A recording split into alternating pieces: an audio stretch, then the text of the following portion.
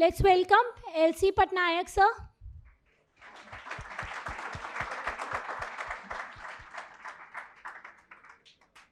So basically आज आपका personality development session है और आज क्यों करवा रहे हैं, नॉट आफ्टर मेंस और something, any ideas? Because developing personality is not one day's task. Sir will guide you what they look for a candidate. Okay, what are the qualities that you will be judged upon or analysis will be done upon. So ask your questions accordingly. I'll share brief profile of Patnaik sir, and then you after sir will take the session, and then you can ask your queries. Whenever you have a query, please stand up. Okay, when you stand up to ask your query, it shows the respect that you are showing to the person standing in front of you. Raise your hand, stand up, the mic will be passed on to you, ask your query, and please try to ask queries which are relevant to the session. Okay, I'm just asking you to try. You can ask any of your queries, but let's keep it that is relevant to the topic that we are going to discuss here.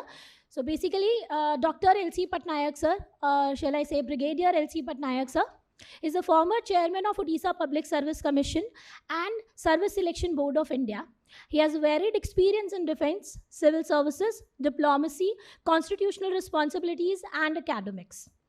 Sir has a combat experience in Siachen Glacier, world's highest and coldest battlefield, Kashmir, and Indo-China border. Sir has served as India's defense advisor in the Middle East with concurrent responsibilities to monitor Iran's nuclear program and the conflict in Afghanistan. He has also served in the United Nations and involved in training of foreign defense forces. Sir has contributed immensely in the field of selection of civil services in the country and in Odisha. As the longest serving chairman of Odisha Public Service Commission, Sir brought in radical changes in the examination scheme and overall selection system. He has to his credit conduct of approx 40,000 interviews for civil services, defense forces, and corporate world. Sir is also a part of Civil Services Committee. Sir has also worked for UPSC in selection process. His academic qualifications include a PhD in International Relations from Allahabad University and Masters in Psychology, Masters in International Relation, Management and Defense Services, Defense Sciences. He is an adjunct professor and advisor to many universities in the country and abroad. Sir is also a keen golfer, has widely traveled, and considered a guru in success of civil services examination and personality development. So let's have a huge round of applause for Brigadier LC Patnaik sir. Good afternoon to all of you. How are you? You all had a lunch? Yes, sir. Sure? Yes, sir. Pizzas, burgers, or dal roti chawal? Okay. Great. Thank you, Santana, for this wonderful introduction that you always do. Okay. A lot of people, when they hear me in the audience, whether it is here or in some universities or in some think tank organizations, they tend to wonder, is that how is a combination of an uniform guy, the civil services, in the constitutional and the international relations is mixture of all, is something like, what you have mixture in India. Okay, but ultimately our mixture is world famous. Do you know this? Okay, it is appreciated all over because it's a combination of things. And when you become civil services guys, okay, you will also be combination of large amount of things, because you will forget your basic qualifications and the basic degree that you have, and you'll start doing something which you never thought of in life, whether in IAS, IPS or otherwise. But the end of it, you see what happens is that whatever you have gained immensely from multiple experiences and inputs and also education, gives you the right amount of inputs to become a good civil services officer. So with this, this is, I think, 7th or 8th session that you are taking for the vision. A lot of people have attended in the past. I don't know how many of you were there in my previous sessions per se. But needless to say that I find the lot here tremendously motivated, tremendously curious, and tremendously having that desire to learn. as far as issues are concerned. So when I'm speaking to you, or rather when I was also in your location, or anybody in your state for the matter, if you're in the level of preparations per se, we look for somebody coming from outside as a mentor that, oh, he's a person I think who's got experience. He's going to give us those golden tips. I think if you follow it 1, 2, 3, 4, 5, there's not any problem, and that will give us the right to success per se. But that's how things doesn't happen as far as things are concerned, neither here nor anywhere for that matter. So when you are trying to achieve something that is firstly to make a career in civil services among large amount of opportunities in the new emerging India, you have taken a conscious decision. And that conscious decision may have been because of many reasons, which is unique to each individual. Something will be common, something will be different. But the fact lies is that when you are trying to make your career in the civil services, it is one of the services as far as the Union of India is concerned. It's important to know what is so important about the civil services. It's important to know what motivates you, what is so unique about the services per se. It's important to know certain amount of background. And having known this, you should also make up a mind that how do I prepare myself, yourself, unique, is individual, to reach this goal. So idea is to basically apprise you, basically to inform you, basically to make you aware that what this service is all about, how do I prepare, how can I be successful, and most important is the last stage, which is basically your personality test, that's the interview, which many people, having cleared the grueling prelims and also the mains, qualify and do not make it in the personality test, okay, is essentially because they have not taken care of themselves. And it is very late after clearing prelims, after clearing mains, that you think, let me now prepare for the interview. It's too late. Because the development of a human personality, which is mostly guided by the subconscious state of mind, firstly analyzing as to what you are, takes time. It doesn't happen overnight. So if you are made to feel conscious of the fact that I have the following strengths, I have the following weaknesses, these are my emotional traumas, these are my emotional limitations, these are my emotional strengths per se, then you are well on the path to prepare yourself to that particular day, so that you are not disadvantaged having cleared this major hurdle of the written tests. Any personality issues which requires to be, some people are gifted that may not be even required to be trained for that matter, but that percentage of gifted people in the world are very few. Many of us who are just absolutely normal and not gifted people, right, have to identify our strengths and weaknesses and see how best I can work towards improving the self in us. So having said this, I will just cover my topic in these following issues. I will just tell you about the evolution of the civil services, followed by what is the role of a civil servant in democracy, challenges to the nation building, then come to the personality dimensions. What are those qualities that is required to crack the civil services? How it is important in an interview, personality test? Yes, I will also give you golden tips, don't worry. Okay, how gold or golden it will be, you will realize, and we will leave some time for interaction per se. Are you clear about the preview that you are going to cover? Yes or no? Good. So, something you all must have read before, because all those guys were students of political science and otherwise, okay, would have got to know that way back the reforms, which was basically steered by Montagu Chelmsford reforms, which is called 1917, that is a time when the British India thought that to bring Indian officers into the system per se. But prior to that, lot of development had also taken place consequent to the civil war, that's the Indian Sepoy Mutiny in 1857, wherein they wanted to bring people from India in the administrative services in some form or the other. There's been discussion, but clear cut to get Indians inducted into the then Indian civil service, called it an Indian civil service per se, okay, actually commenced in 1917. And mind you, this is the period of the First World War, when Britain was already involved into that from 1914 to 1919. So what is it that made them decide during the war to give more power to the Indians per se? Is essentially the vulnerability of the British India had commenced during the First World War itself, wherein they were not able to find out the good talent and the material to look into the administration of their colonies all over the world. We are not one of the colonies, but there are many colonies that the Britishers had at that point of time.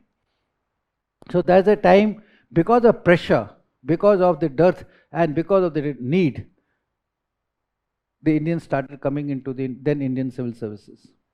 If this need was not there, and subsequently not been aggravated by subsequently Second World War, I'm sure, let me tell you, they would have never allowed the Indians to come into the helms of affairs. As in the British system, wherein the civil servants by and large are directly involved in the administration and the revenue collection systems, that was a need of the hour even in India per se. Hence, they said that only 33% to be reserved for Indians to be starting off with, and as and when they found the quality of Indians are good and able to meet the aspirations of the British India, then it increased to 48%.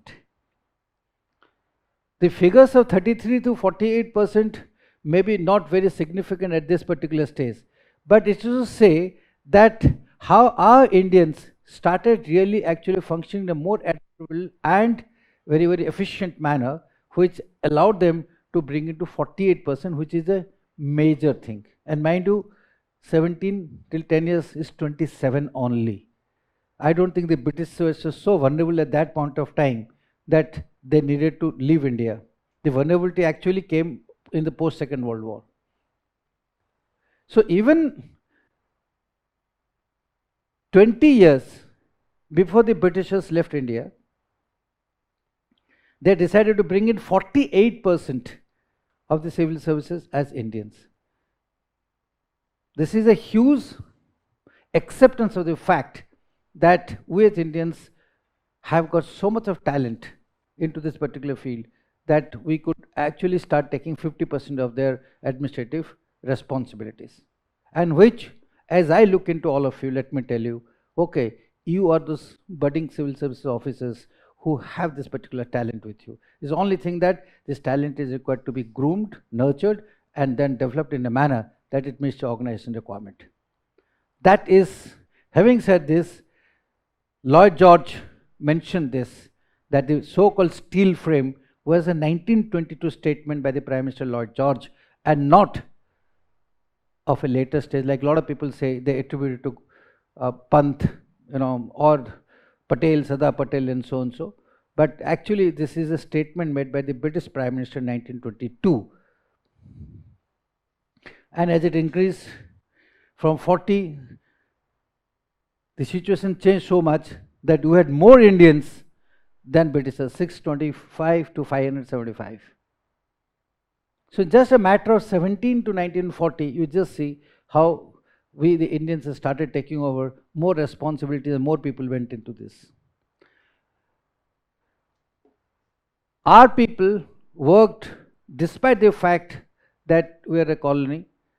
Our British Civil Service officers and then the Armed Force officers produced excellent results, which were actually to the surprise of many British officers and then the British Empire per se, which is well documented in many books.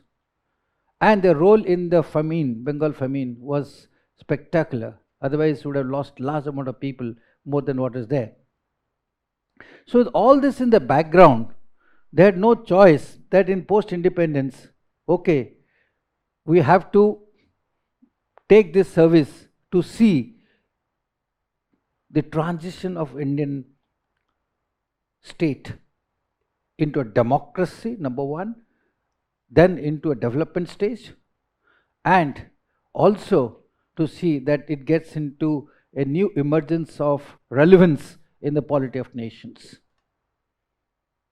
At that point of time, there's only one stream, rather two streams if you include the armed forces, but one civilian stream which actually saw the transit of the nation from the pre-independence to the post-independence, and that is the then civil service.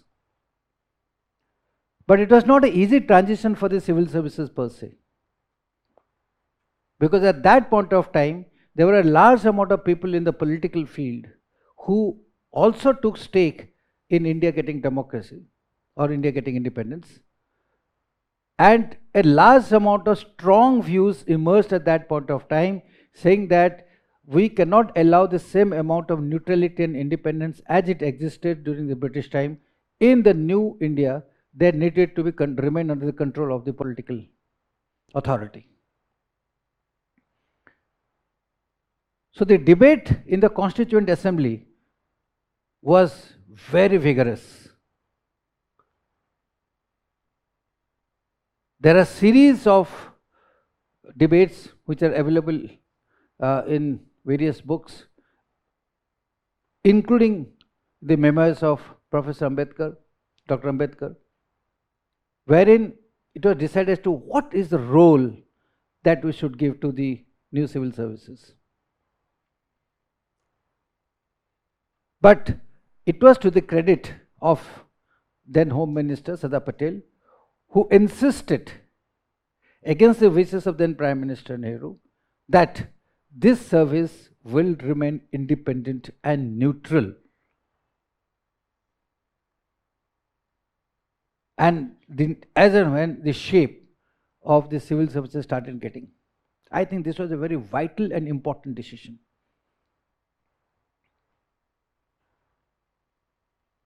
Why it is need to be neutral, why it is remains to be apolitical, why it remains to be so and so, is a thought process that while the political side has its own job to do, the administration has to do its own job. But while they are answerable, there should not be too much of pressure on this particular lot of people, so that they are not able to function. 75 years down the lane, well, we still follow the same method, but apparently with a lot of aberrations which is taking place.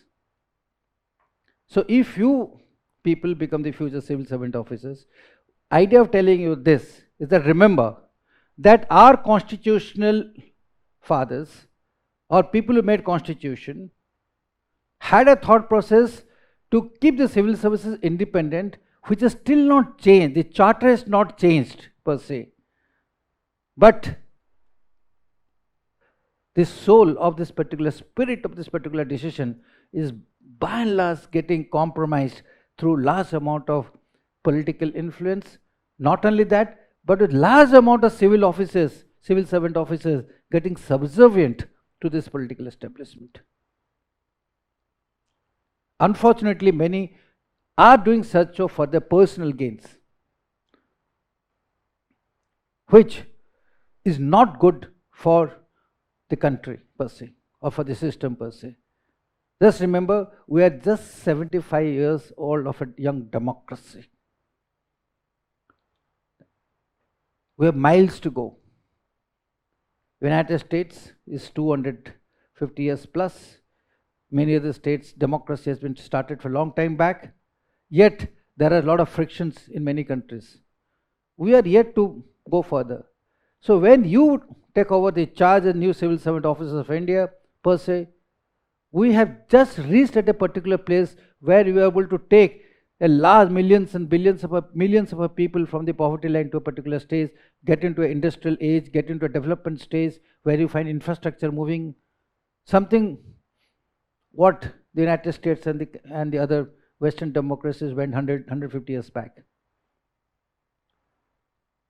You will have a very great responsibility, wherein large amount of administrative powers, accountability, financial controls, okay, law and order situations will be a complex matter to see that you will handle these particular issues in the new emerging India. It will has nothing to do with, let me tell you, what has happened in the last 50, 75 years. This requires knowledge of technology. This requires legal laws. This requires ability to interact with the local population, the civilians per se. We have new emergence spots like the NGOs, the social media, okay, and more things are going to come with the advancement of technology per se, wherein EU will be directly involved, because today virtually no development can take place in an effective manner without the proper use of technology. So that gives you another thing, that the new administrators of India, emerging India, has to be technologically aware. You need not be technologically qualified, but you have to be technologically aware. So it's a new dimension that you got to know of it. So if this be the case, that is the reason the role of the Public Service Commission, which is essentially to select civil services of the country, is defined in 9 articles of the Constitution. No other functions of any other things take so much. The Election Commission just take 2 articles. 315 to 323. And people holding constitutional posts in the Public Service Commission have got full protection against any interference. Like say for instance, when I was the chairman of a Public Service Commission, I was appointed by the local political authority, but they had no removal pass. The removal pass of a chairman of a Public Service Commission is only vested with the Parliament, based upon a recommendation, or if there is a discipline case, inquiry to be done by no other than the judge of a Supreme Court. So this was the pass which is given not only chairman but the members of the Public Service Commission, which is there for the same as UPSC, is purely to ensure that we have a responsibility to select people for tomorrow's requirement of this country in a more dignified manner with a lot of responsibility per se, in an absolutely non-biased manner. And to my happiness, let me tell you, today UPSC enjoys a tremendous amount of good reputation in this particular field. And that is the reason the level of confidence that I see in the young generation today is so important and so contributory to the growth of the nation. Okay.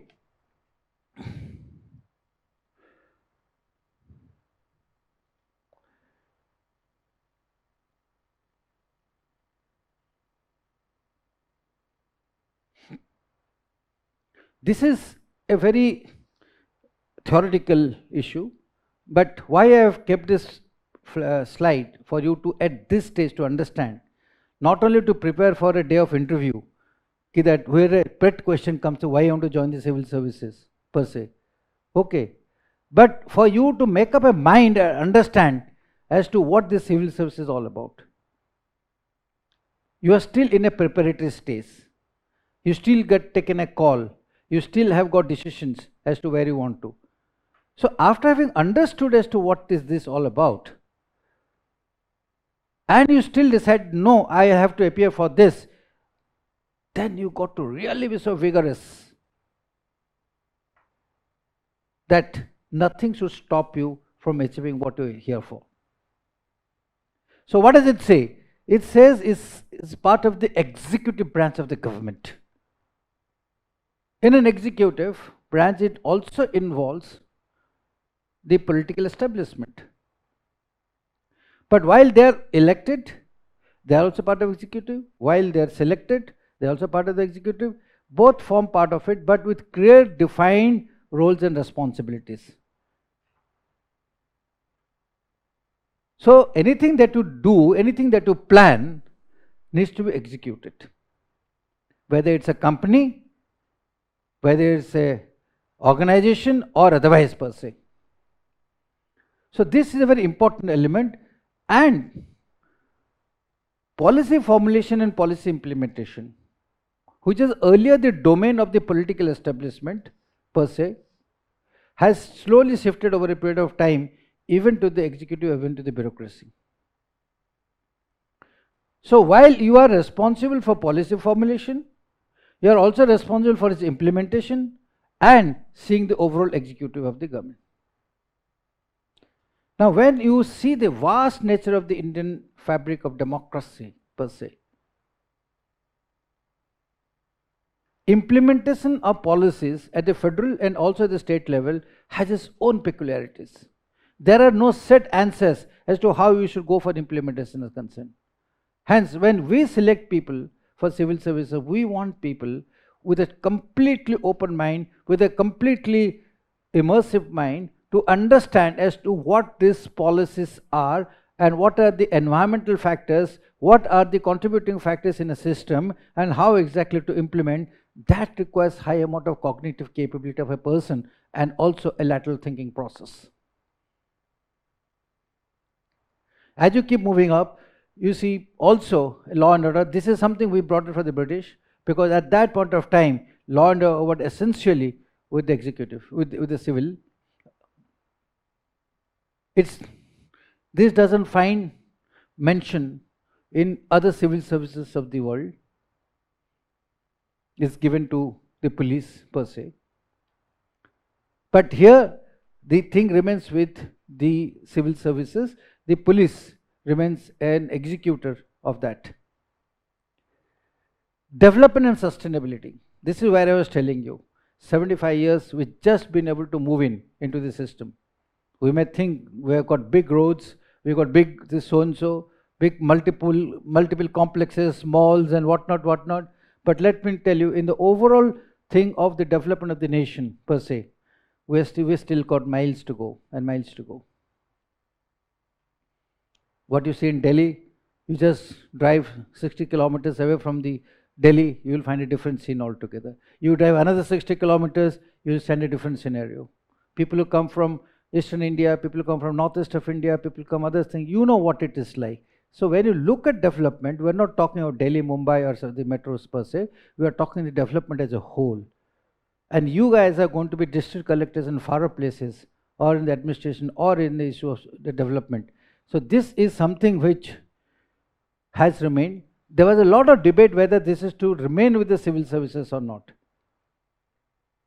There are a lot of debate which took place there about 10 to 15 years back, because as and when development is coming, do our civil services has got the capability, ability and the financial understanding of the things to contain large amount of these things. More so today we have the third tier of governance system, which is also following the panchayat system, wherein large amount of funds are getting into the panchayat systems. There are multiple sources of finances which are trickling down. We have the issue of the funds going directly to the accounts of the people. It's a digital India. The dimensions are different. So how do you maneuver this sustenance and development in this particular field? Advisory role, whether they listen or don't listen, that's a different issue. But the fact is, you need to advise. And there are officers, I'm aware, at appropriate level, who at the cost of the service have given advice contrary to what the political establishment wants. And if they listen, don't listen, that's okay. That doesn't matter. And he says, if you don't, here's my papers. There are many, not only at the level of Secretary Government of India, but even at the level of joint secretaries and also at the collectors level. I have come across people who who felt their ethics and vision is being contradicted, and they put their papers and gone home. Idea is sharing this is that once you join the services, it's not the end of all if you get selected. There are obstacles after obstacles as far as this is concerned, and these obstacles comes in hugely when you are trying to do the issue of the task that is there involved. Intra-government department coordination is one of the things. Today the G20 is happening out here. Okay, the entire coordination is being done by Mr. P.K. Mishra, who is the principal advisor to the Prime Minister, who is a former bureaucrat from Gujarat. Okay, all of you know him. But at the end of the day, why a civil servant officer is kept for important functions of this nature? Because throughout their life, they have basically been involved in intra-departmental coordination issues. So this is one of the major things. Now, what does it require? Because when you interact with one department to another department, it's not necessarily that you are interacting with the similar persons of your background and caliber in another department. You may be dealing with a scientist if you are dealing with a technology department like ISRO or something. You may be dealing with an engineer who is very, very highly qualified for that matter. You may be dealing with NGOs, you may be dealing with armed forces per se, who are different lot altogether, where huge amount of professionalism exists. So how do you handle? So all it says that when you have to handle all these people, you got to elevate yourself with that knowledge which is required for interdepartmental coordination. So that is to say that even if you are a journalist, you have tremendous scope to understand and become absolutely empowered in the field of understanding multiple subjects per se. And last but not the least, the fiscal expenditures and administration and governance. I summed it up. These are not small tasks, let me tell you, in a new emerging India. And should you be asked in the interview or any questions for that matter, you may get a questions in as a part of essay, you may get a question part of otherwise per se. Okay, remember this forms the edifice of your new role that you're looking for the civil services. This can be seen, amplified in the manner it's supposed to be. Okay, so with this,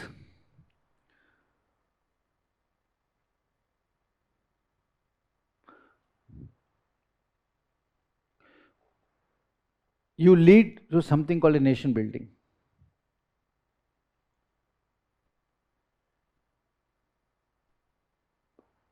Civil service officers play a very major role in the nation building. I have served pretty long years in armed forces, in the army, as a not only part of the infantry but as a part of the special forces. Seen operations all over. But the fact lies is that that is one part of the whole system. But when you talk of nation building per se, it is developing the people of the nation, developing the social systems of a nation, developing the financial structure of a nation, developing the resilience of a nation. And you, as civil servants, the opportunity remains with you to take the nation forward. So keep that in mind. This fabric of nation building is not a simple fabric. It has to be weaved and knots and kept and moved ahead. Churchill has said, when you got independence, that for India, it's a question of only years.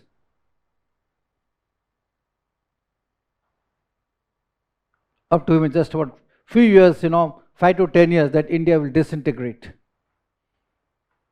post-independence. They're rather all waiting for India to disintegrate,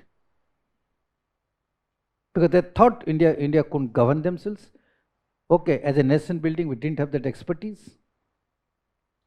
And that is why the Chief of the Army Staff of the British Army never left India even till 1949.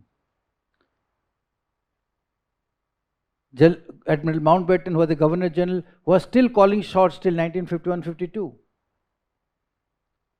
And there are many in the British era who thought, let us hold back. It's a question of time. India will again break and again it will come in. When South Block, North Block, Parliament House were constructed in the early part of the last century, 1904, 1905, there are written documents is that we need to build these buildings for next 200 years. Some are thinking that they're going to remain in India for, at least for 100 to 150 years. So when we became nation, there were a lot of negative forces when we become independent for us to not to become an important part of a united India. So building a united India became responsibility for everybody. And because we inherited good lot of people from the civil services who were erstwhile the Indian civil service, they were a ready-made trained force which took us to remain this united force. Think of the days of 47, 48, 49, when you're still debating how our constitution should be made.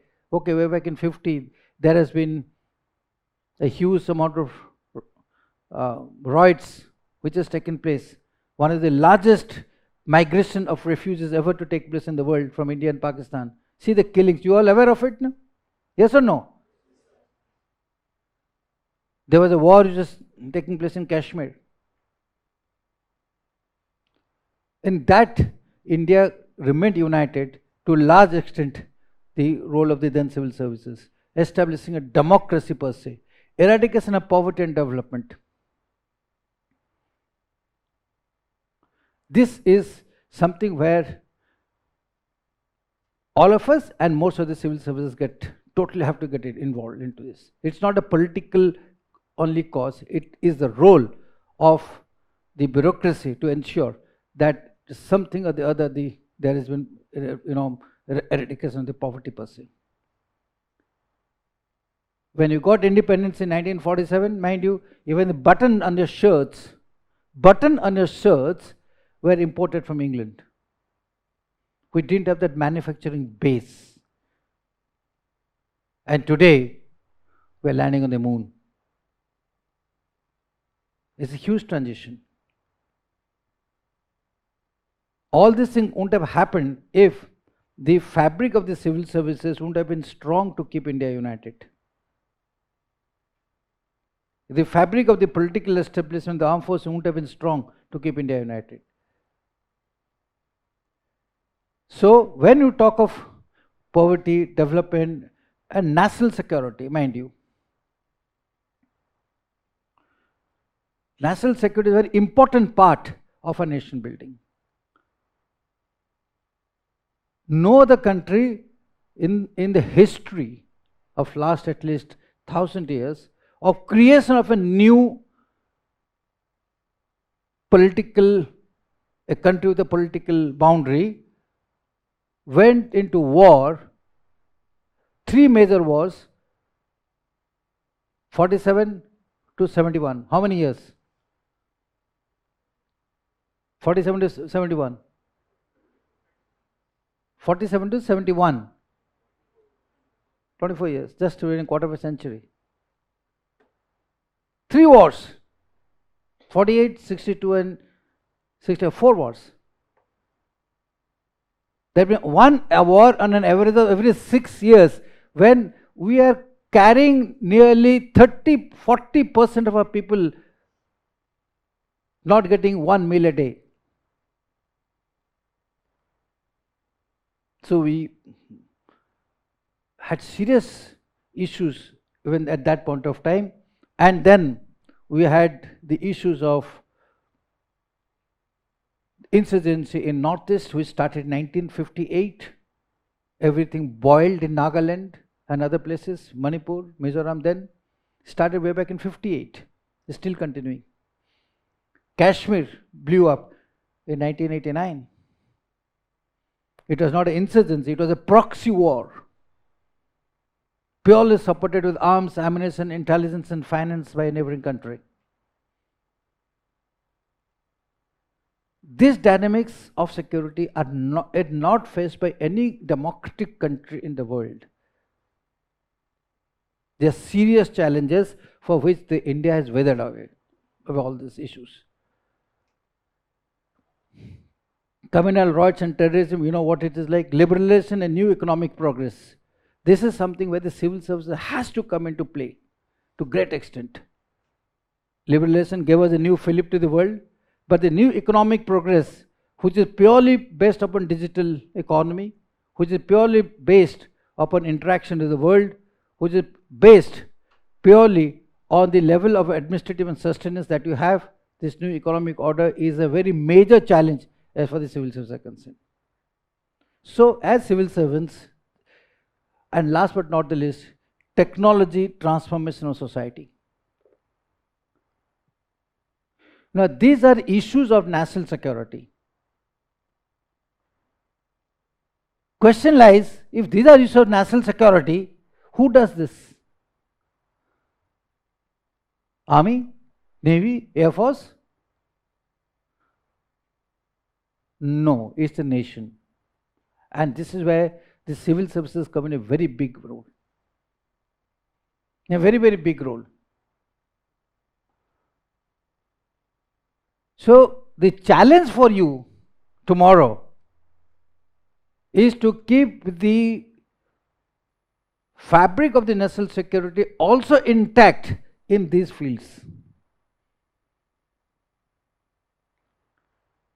If there is a war, obviously the civil services comes into play in terms of logistics or these things or recruitment and transportation and whatnot. If there is an insurgency, it is civil service getting affected, the police gets involved into that, the local people get involved into that. When I talk of civil service, not only IAS, I am talking of the plethora of the services which are under the civil services. Everybody gets affected to it. How the police in J&K, you see, police is supposed to be a civil force. But in J&K today, every policeman, every police guy is trained as well as an army guy,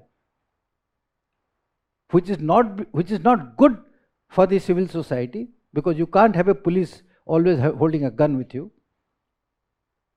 But this is how it has evolved. Now, but the police will be under the local civil administrator. The local civil administrator will also have armed police, central armed police forces like the CRPF, the CISF, the host of other agencies of police forces which will, this again comes under the control of the local administrator, whether it's a commissioner or a collector. Because the employment and deployment, less the armed forces, all police forces remains under the civil authority domain.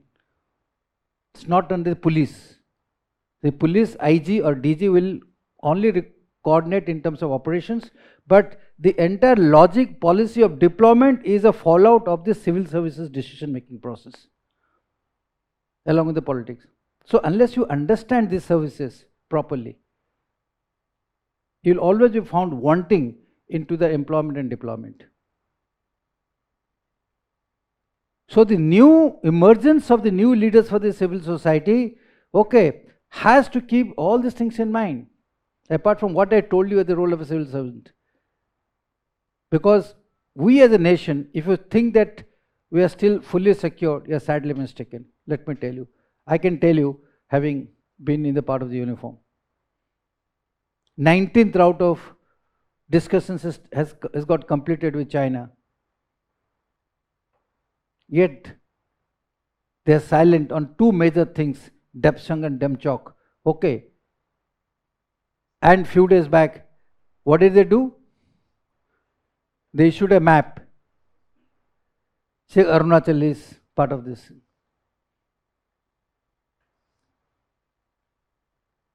So the threat, an earlier Chinese threat was something different. It was not a very powerful country. Today it is powerful economically and militarily. So we just can't sit over it and say, okay, we'll just negotiate, pass it over to a few more years and so and so. And no. Today, the civil administration in Arunachal Pradesh or in J&K, etc., is fully involved to ensure that the threat is mitigated through development of border areas, development of the villages, building up the communications lines to the border areas, ensuring new settlement colonies, ensuring that the logistics of the armed forces or the police force are well met. They are heavily involved into this process. So these are the dimensions of national security we should keep in mind, okay, while seeing the factor that as to what role you will have also as the future civil servants. Are you with me? Yes or no? Or you allow the nation just to be insecure, but अपना collector रहेंगे ठीक ठाक है, चाहे वो अरुणाचल चले जाए और फॉर दैट मैटर लद्दाख चले जाए. Are you going to be happy sitting in the collector in somewhere in Andhra Pradesh? Are you happy? If you are happy, this is okay. Yes or no? No. We can't afford it, let me tell you. India as a nation has lost adequate amount of territory in the last 200, 300 years. From the earlier expanse of Afghanistan to so and so, where you are today. This is an imminent threat. And the moment this threat increases, your budget allocation for your development sustenance gets reduced. This is a very, very tricky play.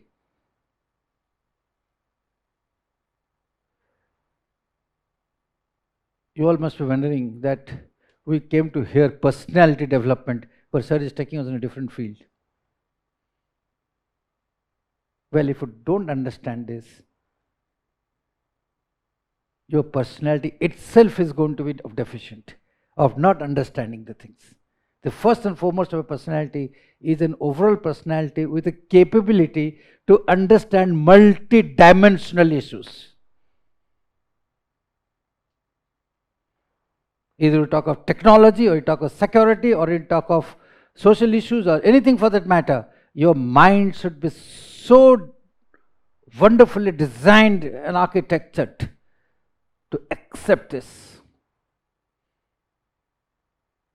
And that becomes your personality. Where you can speak on any subject, where you can converse on any subject, where you can discuss, counter, contradiction with strengths. Very often you must have seen people get into a discussion, a debate, and discussion, debate in a very short time frame moves into argument. It's because there's no depth in those discussions. And depth in discussion, debate can come when you have a multi-information of what you want to do. And this is very essential for a civil servant, because time again you will be confronted with large amount of issues, okay, whether in terms of presentations or in terms of otherwise, okay, during the course of a service. And that is why when we had designed this pattern of examinations, people must be thinking, मुझे सब कुछ क्यों पढ़ना है यार, इतने सारे optional है, इतने सारे जीएस पेपर्स हैं, ठीक है, ऐसा कौन सी होता है, कलेक्टर तो करना है यार जाकर, इतने क्यों पढ़ना है?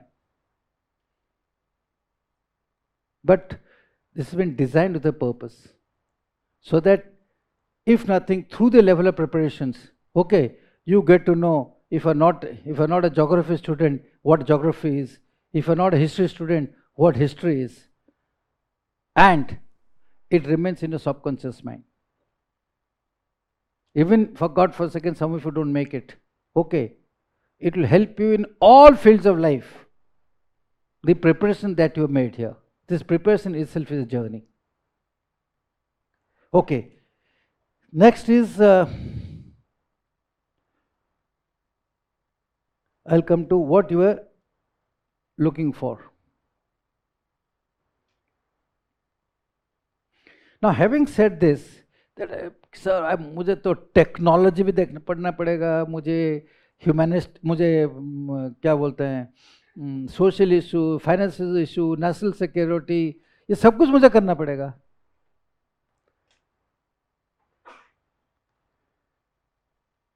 Then how do I prepare myself? So when we look for you in the final stage of your examinations, that is your personality assessment, okay,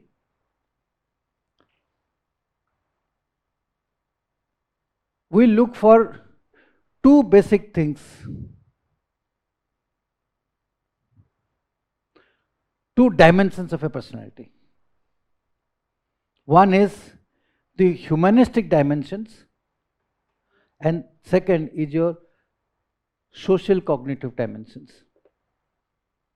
The entire fabric of a personality is divided into these two dimensions of a personality. And through the nature of questionnaires that you utilize within half an hour, 40 minutes, or whatever time that you have, the group of 4 to 5 people who interview you make an attempt to find these two dimensions of a personality.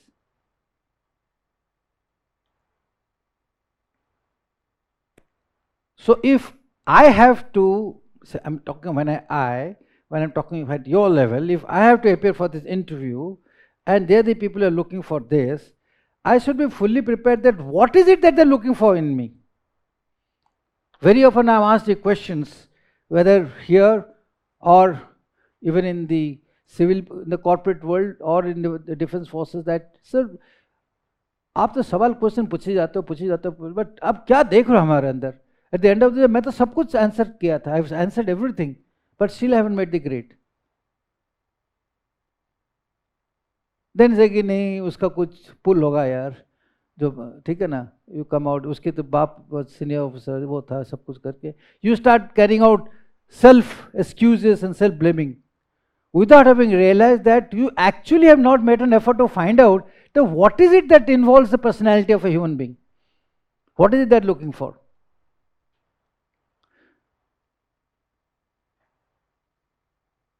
So in nutshell, we will discuss as and when we'll give you more amount of opportunity to understand what this personality. But when I say humanistic, firstly, there is something on we look at what is it that you think of you. Emphasis on self.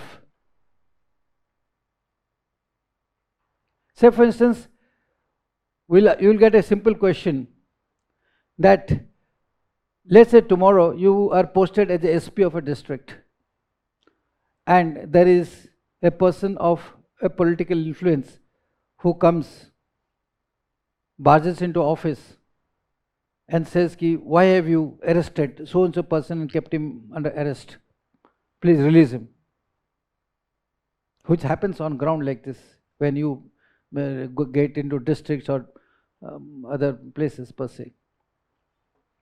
How will you handle?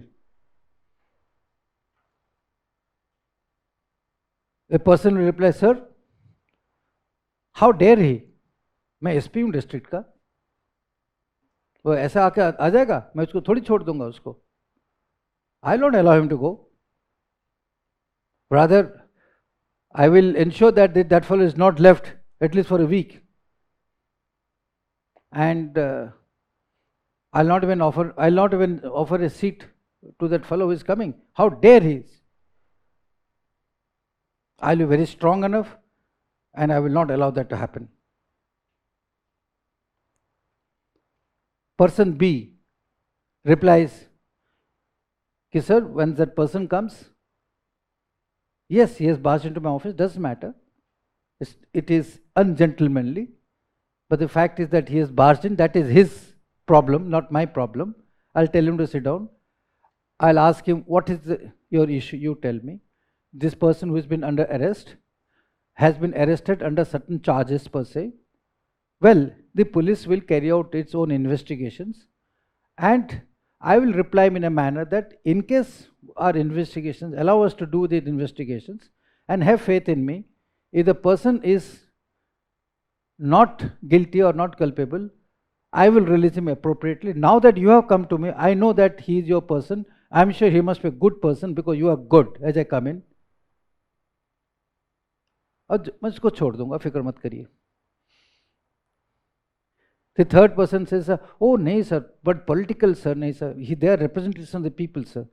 What I will do is, I will immediately act, sir. I will release him, but then I will find a way to re-arrest him to see. But I will not defy somebody of a political representative coming to me. 3 answers in his own wisdom are okay or not? You tell me, yes or not? In his own wisdom.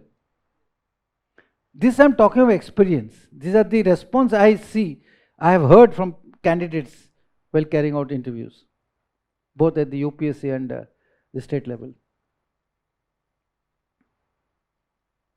All the 3 respondents or the candidates have given best of the answers, but the first one has conveyed a very I of himself, very high ego of himself, कि मैं SP हूँ, कैसे कर लेगा. The second person has been very, very, balanced in his approach, and he says, okay, I consider. The third has been subservient in his approach. But each 3 of them have conveyed in his own terms, without realizing that since they have to perform in an interview board, I have to give out my best. But when we assess people at the end of the day, we will give the middle person, the second person, high mark, okay, and the first person number 2 mark, and the third person low marks comparatively. You understanding how we start assessing yourself? Because we don't want people in the services, in civil services, who have a lot of high egos with them, where a lot of I manufactures into them.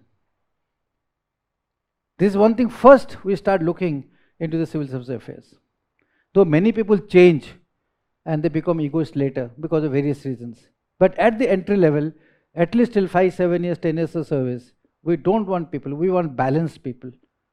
We know that we have seen him academically, he is cleared intellectually. Okay, now we want a balanced person rather than a person with high self into that, who thinks his ideal self is something which, much better than others. Who thinks his self-esteem, is something which he has to basically always keep intact. So through the process of question answers, one of the major things that we see is the humanistic angle. And this comes through questions which are in a crisis management, which you'll get very benign question. Tell me, why have you taken this hobby? You have written hobby, ABCD. Lot of people feel, मैं तो लिखा मेरा hobby तो gardening है. How does it matter? Why is it people asking me, why have you taken gardening? How does it matter to me? Okay.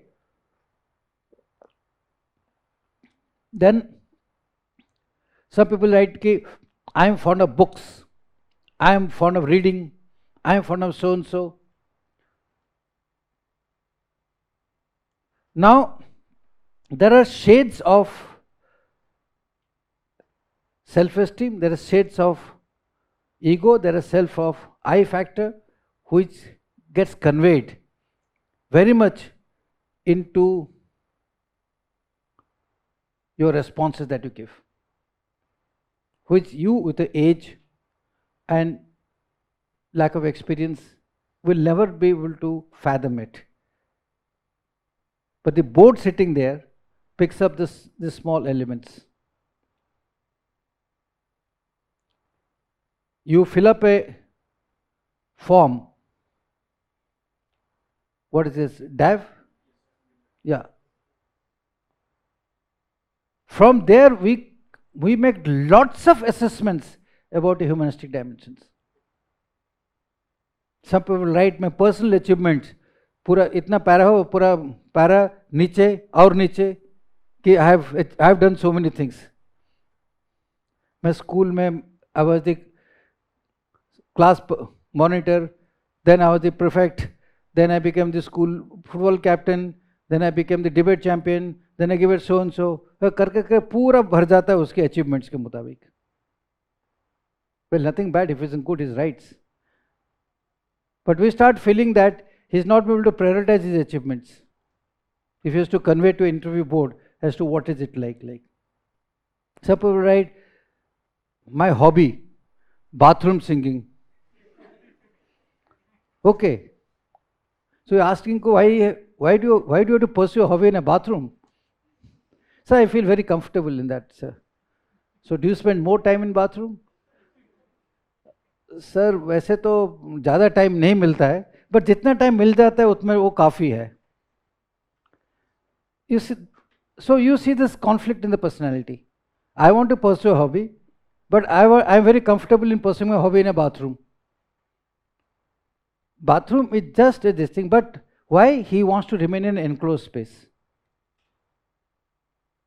He is happy to pursue his most passionate things not in the light of others. That means even if he pursue, he or she is not confident of that this is going to be appreciated by others. Why do you have to see this?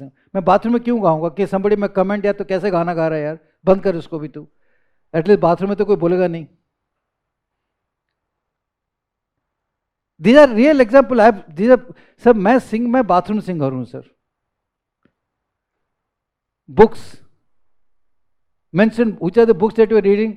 Sir मैं robin Sharma को book पढ़ता हूँ, फिर उसके बाद जो है अब्दुल कलाम के कुछ पढ़ता हूँ, फलाना करता हूँ. यार how is it that all this people are coming are only reading only those authors?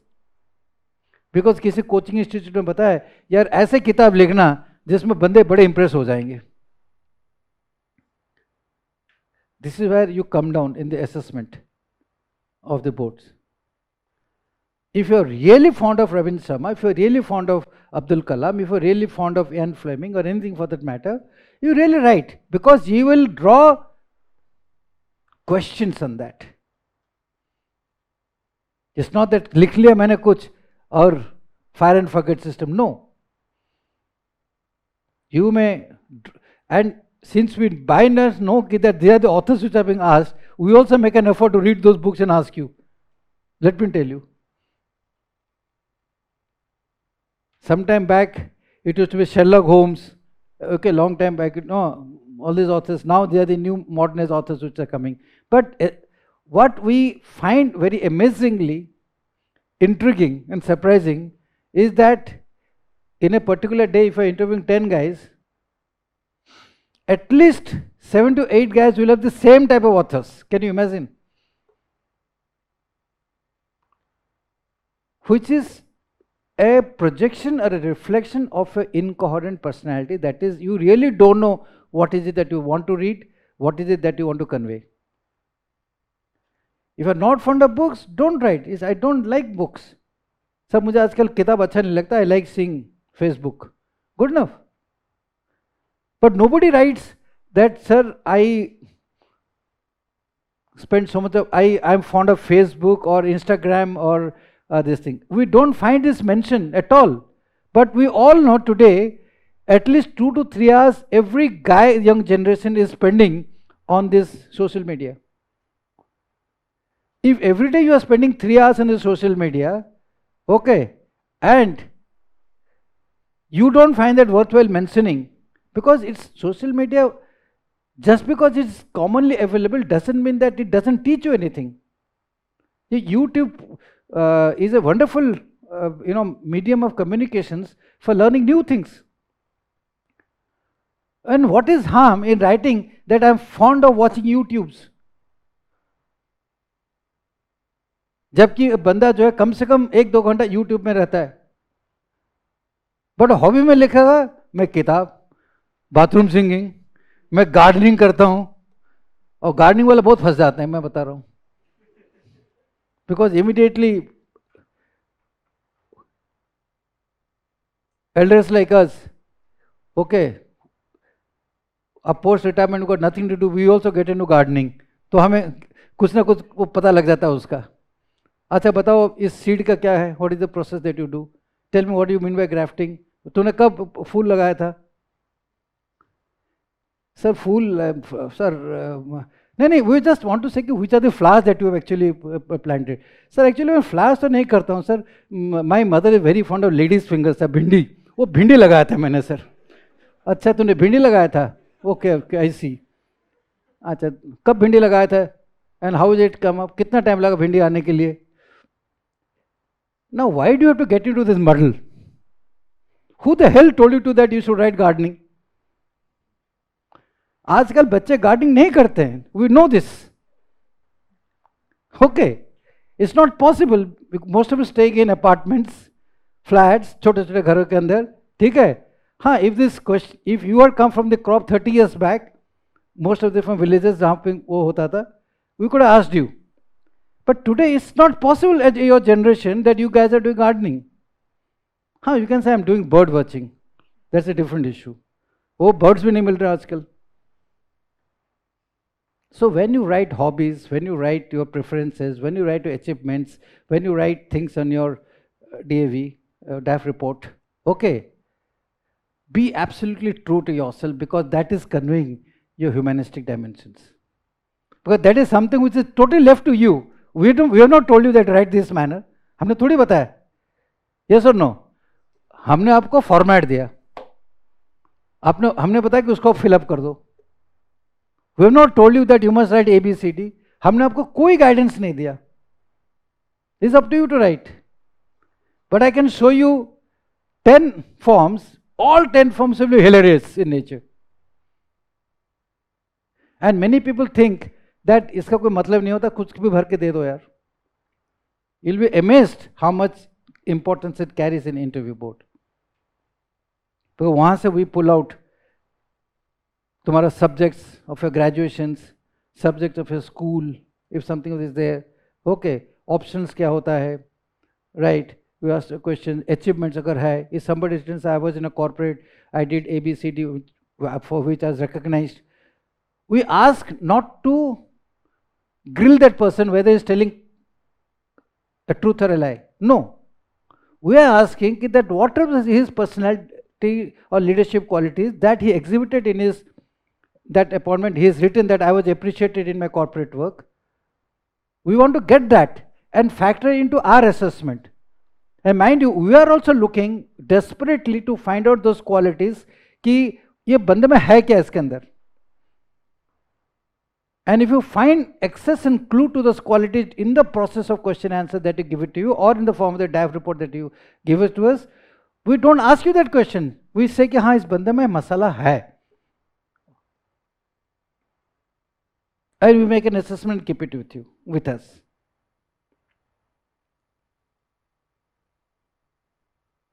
So, when this humanistic dimension is being assessed, this carries more amount of precedence during the course of assessment.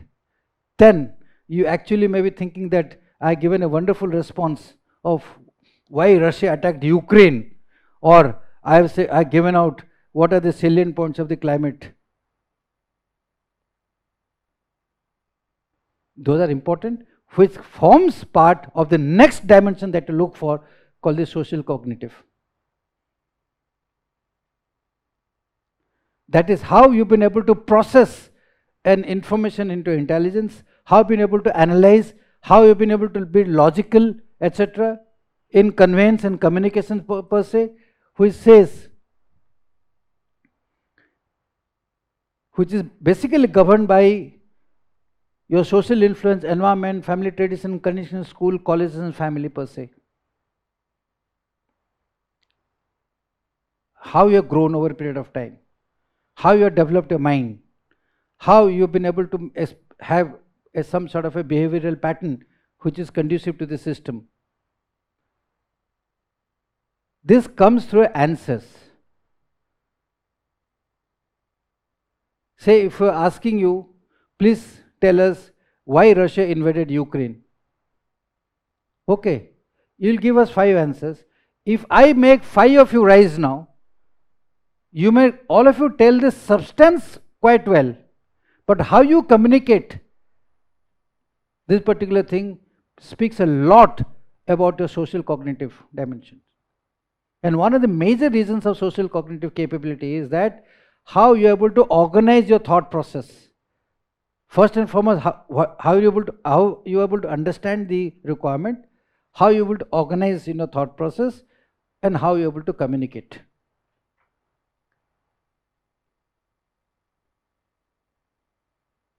So when you are in the process of answering anything, these are the qualities we all look for you. We may be asking questions which may be very, very benign in nature. Sometimes difficult questions are asked to see how you handle adversity, how you handle complex situations. But don't get worried to the fact that if you are not able to answer a particular thing, that you have been given negative marks. No. What we see in that is that how you are handling that negative question. Not a negative question, that difficult question. So when you are now in the process of your preparation per se, these two aspects of humanistic and social cognitive dimension, read and read and read. Open the internet, open so and so as to what does it involve. Read, make your own assessment. मैं कहाँ पर हूँ? Where do I stand? And all I want to tell you is that all of you here, you have his own uniqueness of both these qualities. You're getting my point? What is uniqueness? For her, it will be different. For him, it will be different. There is no standard yardstick of this particular thing. And who will find out what is his uniqueness? Who? Self. Self. It lies in you to find out. And start developing those qualities now. Yes, you will ask me a blunt question. Sir, मुझे बताइए, how do I find out about myself and ideal self and ego, sir? मुझे तो कुछ समझ नहीं आ रहा, आप क्या बता रहे हो?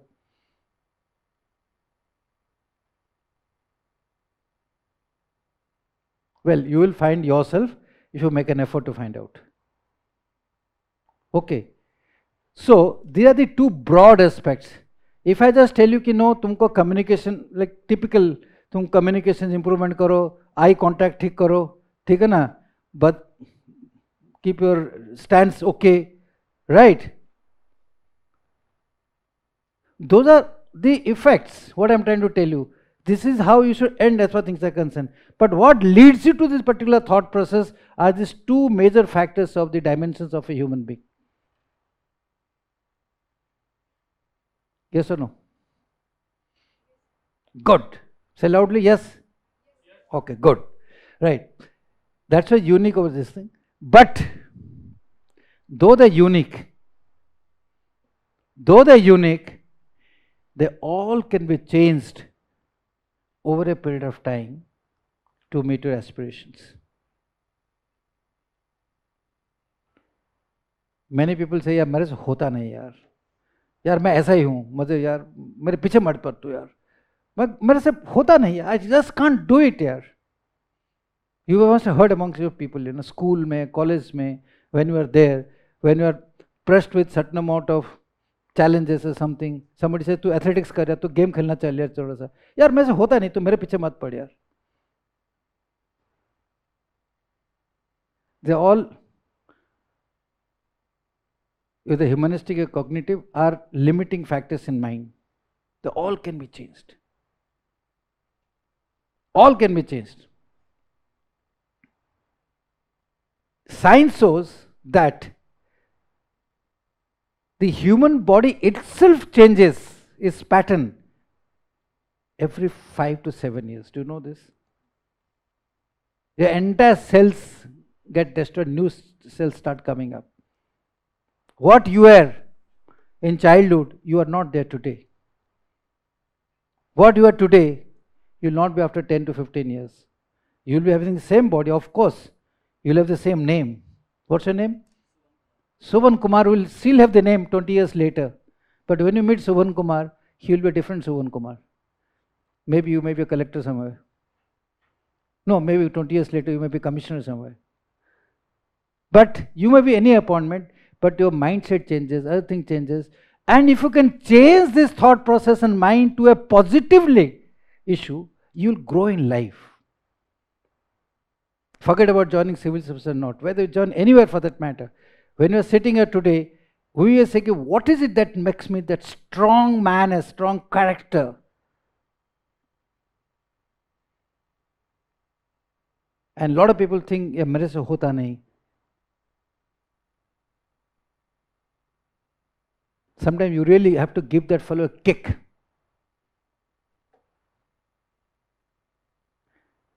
When I joined the National Defence Academy, we have something called passing the swimming test. Second term tak, matlab we have 6 terms, each term is 6 months. By second term, you got to complete the swimming test. Many of us clear, but some of us are not able to clear. Bolta yaar, mere se swimming hota nahi yaar. You put me into water, I'll get gasped there. But hota nahi swimming pool. So what those cadets are done? They're taken to the 7-meter board and given a kick from the back. He goes tumbling. When I saw this practice firstly, I said, this is brutal, yeah. The guy मर जाएगा अंदर. हाँ पर बोलता आज तक किसी ने नहीं मरा. ओके, वो सारे सीख जाते हैं फिर उसके बाद. So when you get into something which is a different area, unchallenged territory of yours, unfamiliar territory of yours, which you find so difficulty, okay, the first thing is to give yourself a kick from the back. Some people find it difficult to communicate. Some people find it difficult to communicate in English or Hindi for that matter. Okay, they are the 2 languages permitted in interviews. Don't come out with Bhojpuri or this thing. Okay. So, if I find that my English is the stumbling block as far as things are concerned, let me improve. अगर नहीं तो मैं हिंदी कर सकता हूँ. अभी से तैयारी करो. ये नहीं कि इंटरव्यू बोर्ड में sir actually I am having problem with English sir, can I speak Hindi sir. देखा तो हिंदी जब बोलने तो आधा अंग्रेजी आधा हिंदी इंग्लिश बोलता है. And you tell him, give a person somebody, वो ऐसे, you know, we have this issue of combining languages, अंग्रेजी हिंदी सब मिला जुला कर बोलते हैं.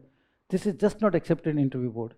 You know that the medium of interview, the language in interview is English or Hindi.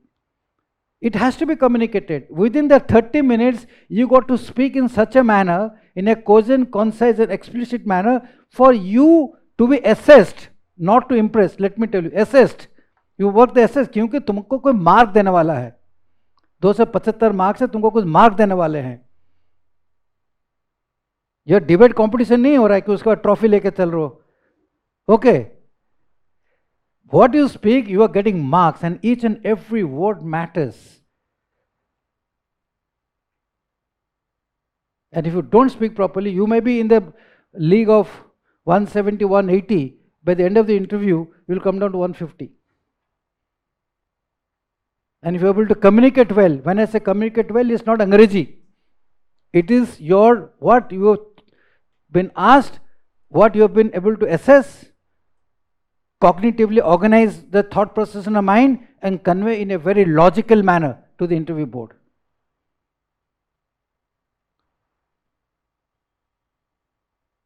So, time is now.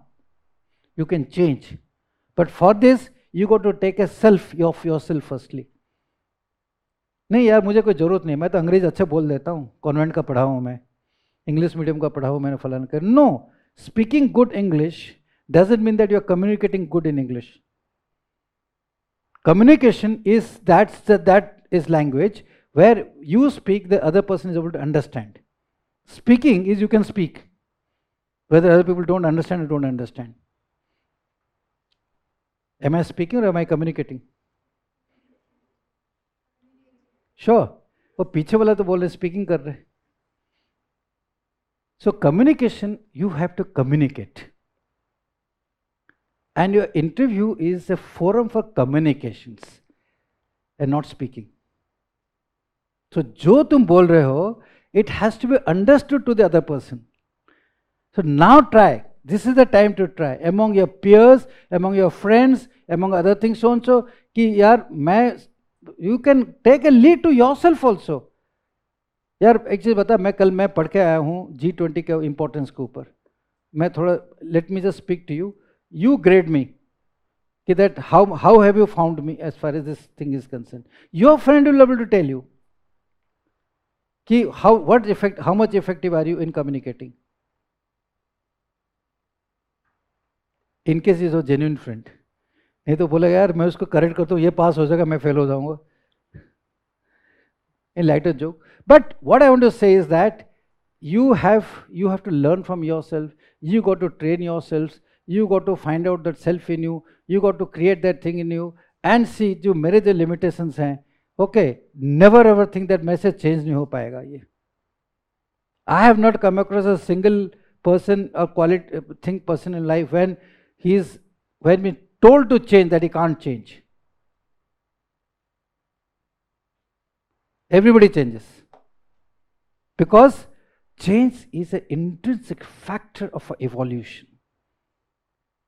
As and when you're talking, by the end of this talk, many people would have changed in a different thought process. If you carry it forward in a diligent manner, you will extend that change. If you don't carry it, it will not. But it's a dynamic process. When you think back, Sir ne kya bola tha? Again it will come up. You want to cultivate that and move ahead, it will remain for some time. If you don't, again it will vanish. It's a dynamic process. So, there is nothing which you cannot change. As you are sitting here, if all of you feel that I will empower myself in such a manner that I can crack this examination at any cost for that, you would have done it. And that's what is required. Okay.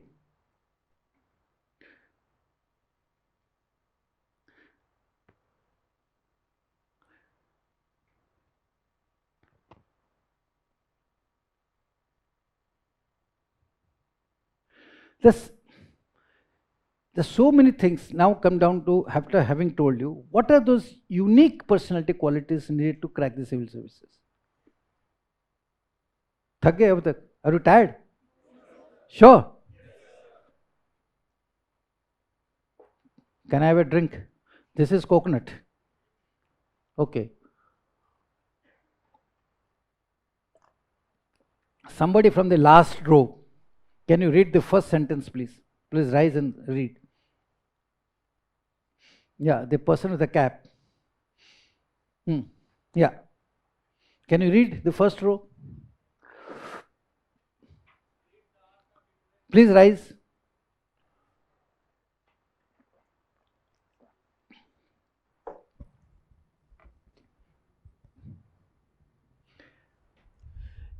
So first row? Yeah. Grit, the art of endurance, spell bees, commandons, artists. Okay. Second? Follow deliberate practice better to previous practice. Next? Refine your mental maps, prelims, mains, personality test. Next? Next? Remain intellectually humble, listen to contrary ideas, accept limit to what you know, positive self-esteem. Okay, we will stop for the timing here. Right. Out of this top 4, which of you find are the, as per you, are most important qualities out of the 4? Let us take it. Okay, you say कि sir, second, third, fourth, first is the most important quality that is required. Let me take your views firstly. Yeah. Fourth is what? Remain intellectually humble. Okay, anybody else? Second, follow deliberate practice. Who said second? Raise hand. Okay. Anybody else? Third, refine your mental maps. Okay. Or who else?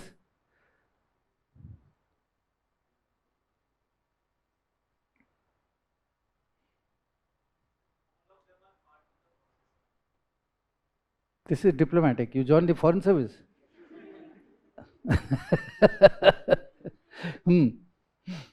Okay. But amazingly, the one which is put at number 1, you say is not number 1.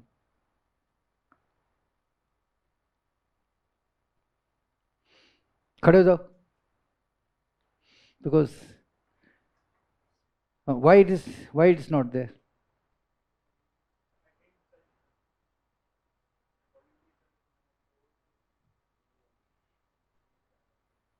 That should be the number 1. Okay.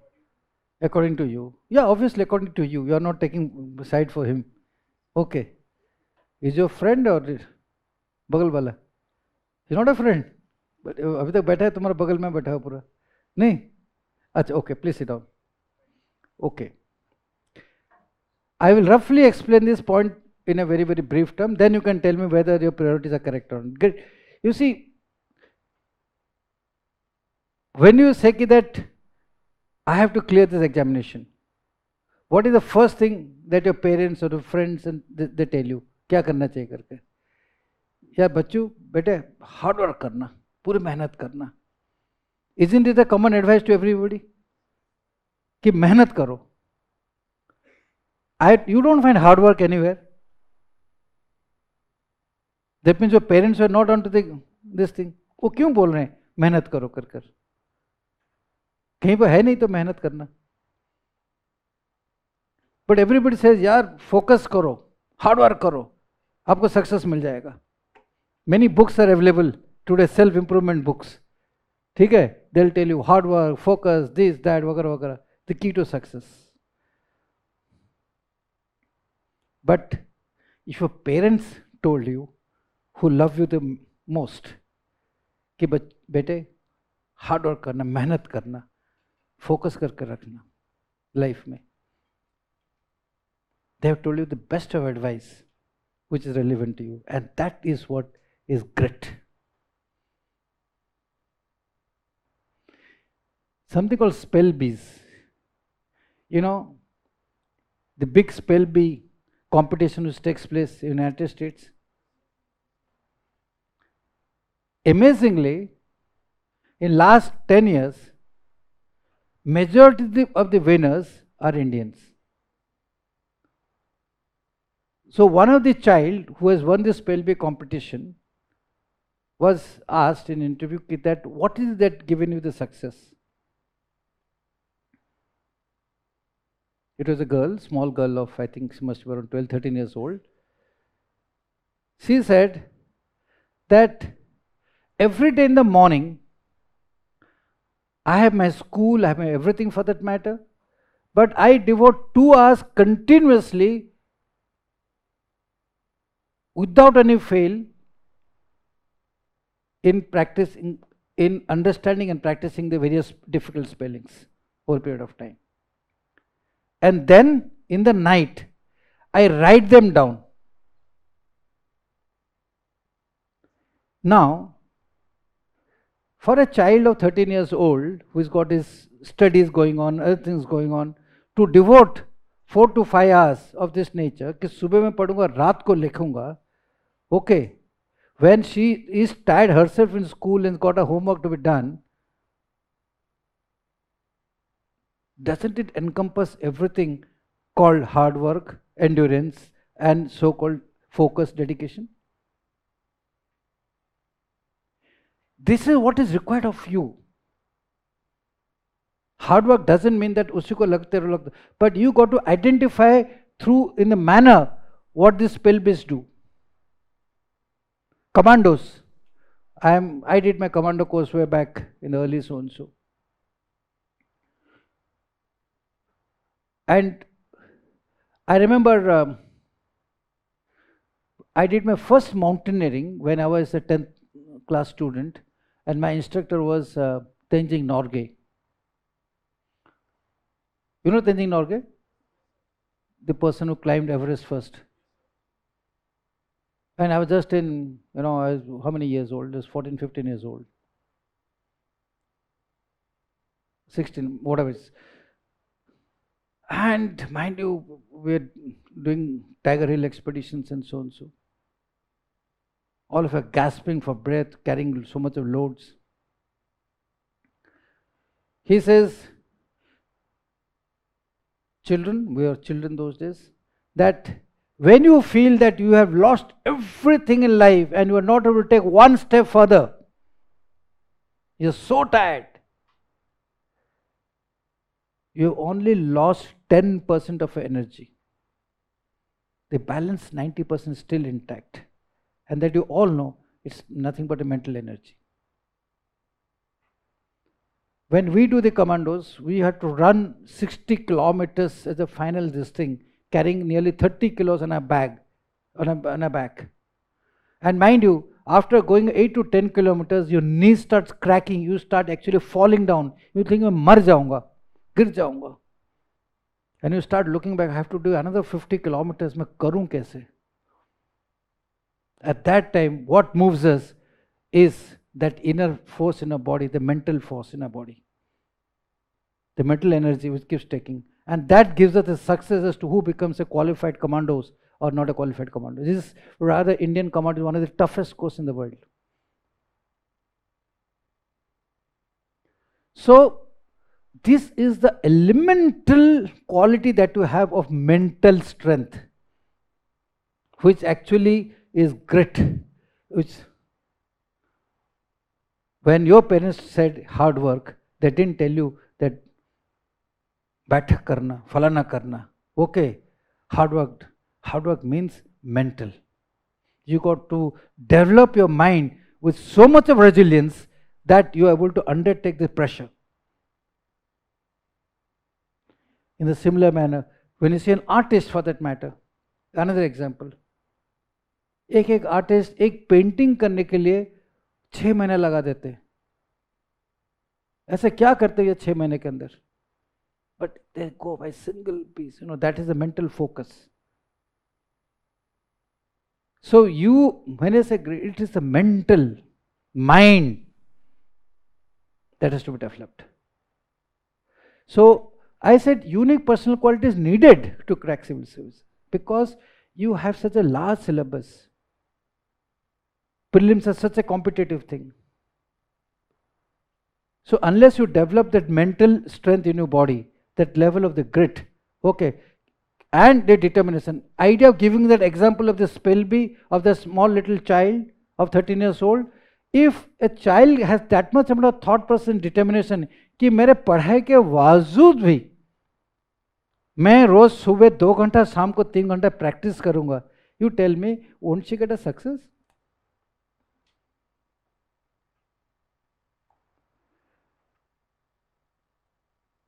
She could develop even as a small child. Hence, you got to develop this routine. And one of the ways to develop your mental strength is that you got to calibrate your mind in both time and duration. If you think कि मैं सुबह रोज 6 बजे से 8 बजे ये subject पढ़ूंगा तो मैं ही पढ़ूंगा 6 to 8. There is no compromise on that. यार आज रात को कल रात को नींद आया, मैं सो गया था यार, वो हो नहीं पाएगा. If you decided कि मात को 8 to 11 में रिवाइज करूंगा, मैं रिवाइज करूंगा. The day you start giving self excuses to yourself, the body will automatically start accepting all the self excuses. आज 6 के बदले तुम 6:30 किया, तुम्हारा 7 हो जाएगा, तुम्हारा 8 हो जाएगा. And by 7th day, you will not be able to do anything. And that is your mental strength. If you have decided कि मैं इस टाइम पे करूंगा, let everything go. You got to sit down and do it. So that is why you got to firstly prepare your mind, prepare your body to accept, and that can be achieved through grit. What you call endurance. If you are not preparing your mind and body, what you study, your mind will not register. You getting my point? तुम पढ़ लोगे, सब पढ़ लोगे, but दिमाग में यहीं पर रहना चाहिए ना. It has to be put into your subconscious mind. और फिलअप नहीं होगा. Only तब होगा when you develop this elemental things of grit. I have not used the word hard work. I have not used the word focus. I have not used the word anything. This is the new mantra of success, of whether you are doing this or in sports or otherwise. Deliberate practice means आज अगर मैंने practice करके मैंने in my mock test prelims के अंदर मैंने I have achieved, say for instance out of 100 I got 60, my next practice should be 62, 63 and not 58. Giving comparative, I'm not talking of this thing. And next if I do my practice, it should be 64. That is called deliberate practice. I am doing it deliberation. But if you do the second practice and if you say कि यार पिछले बार 60 मिला था आज मुझे 58 मिला, क्या फर्क पड़ता है यार, मूड खराब था, कोई प्रॉब्लम नहीं है, क्वेश्चन गलत था, मैं अगली बार कर लूंगा. No no no no. Deliberate practice मतलब improving upon my previous practice. Try this. Okay. Refine your mental maps. You seen Google Map? You put it, I want to go to Connaught Place. Tuck. It'll give you a, go here 100 meters, turn right, turn left, 200 meters, 300 meters. करता नहीं करता तुम? You have to do your mapping. If I have to do my prelims, how do I map this? मैं कब पढ़ूंगा, कैसे पढ़ूंगा? Because simultaneously you are also preparing for your mains. It's not that कि मैं prelim कर रहा हूँ, मैं उसको तब देखूंगा mains. ऐसा तो नहीं हो रहा है. You are studying for main subject also, preparing for prelims also. So this mental mapping in terms of both time, duration and schedule has to be factored in your preparations now. And adhere to it. And Google Map जैसे होता है हमेशा वही चीज़ बताता है. If you want to go from here to CP, अगली बार दबाओ तो वही बताएगा तुमको, थोड़ी तुमको दूसरा रूट बताएगा. दूसरा रूट बताता है क्या? नहीं तो. Unless you start from a different place. But every day you are starting at a particular level. And your mental, your mind is gearing up. All I'm trying to tell you is how you have to shape your mind, prepare your mind, which is the basic function of your functioning as a success per se. And like you say, intellectually humble. When I say intellectually humble, listen more to others. There is a tendency during this particular issue of during preparation, some people are very fond of exhibiting their knowledge. यार मैं बताता हूँ, I know, class के अंदर मुझे मालूम है what is it like. Because in the bottom hearts of hearts, वो चाहते हैं कि जो मेरे peers हैं वो मुझे अप्रिशिएट करे और बोले यार यही बंदा है साला, यार ये आईएएस वाला ये जरूर मिल जाएगा, ये श्योर शॉट है नहीं है. और इंस्ट्रक्टर भी कभी कभी उसको वो कर देते हैं, यार इस ग्रुप के अंदर ना यार ये पक्का बंदा फिट है, ये इसको तो आईएएस चीज छोड़ेगा नहीं, कि इसको यार डेफिनेट आईएएस इसके पीछे भाग भाग के जाएगा, ये क्या जाएगा. And if such a thing happens either in your own mind or inviter's mind, you are moving away from your intellectual humbleness. And the day you are not able to control that humbleness, you will keep going down. Thus mark. You will not follow the principles of deliberate practice. मैं तो अच्छा हूँ यार, क्या करूँगा मुझे लेकर. ठीक है, आज 60 से मुझे आज 55 हो गया, कल कर लूँगा. No and no. That will take you away from your intellectual humbleness. So this is very important. I have come to focus much later. When I talk of focus, all I want to say is cut the clutter. I borrowed this term. Who used the word cut the clutter? There is a television episode, na, Cut the Clutter. सुना नहीं आपने अभी तक? है? Shekhar Gupta's, his famous current affairs and international relations का जो है, how come you have not heard? He's one of the best thing. You must, if you haven't, you must see to it on the YouTube. Shekhar Gupta's, Cut the Clutter. You know Shekhar Gupta? Print wala, who was former Indian Express fellow. We share the same baldness together. You have not heard of him, Shekhar Gupta? He's a prominent journalist of India. okay, who was in Indian Express, and now he has started this print. In the print, he has got this cut the clutter. In fact, you must listen to that. Especially, he gives a very good analysis of contemporary events and make notes and keep that recorded. Issue of, let's say, China ho gaya, India Pakistan ho gaya, or anything that happens, you know, Article 370 ko opposite discussion ho raha hai. If you read this series, you find it very objective in nature. That will give you a very good thing for preparation for current affairs and general knowledge. It's a very good thing. So cut the clutter in the sense that out of a plethora of things, you should have the ability to concise it. Abhi G20 aaya.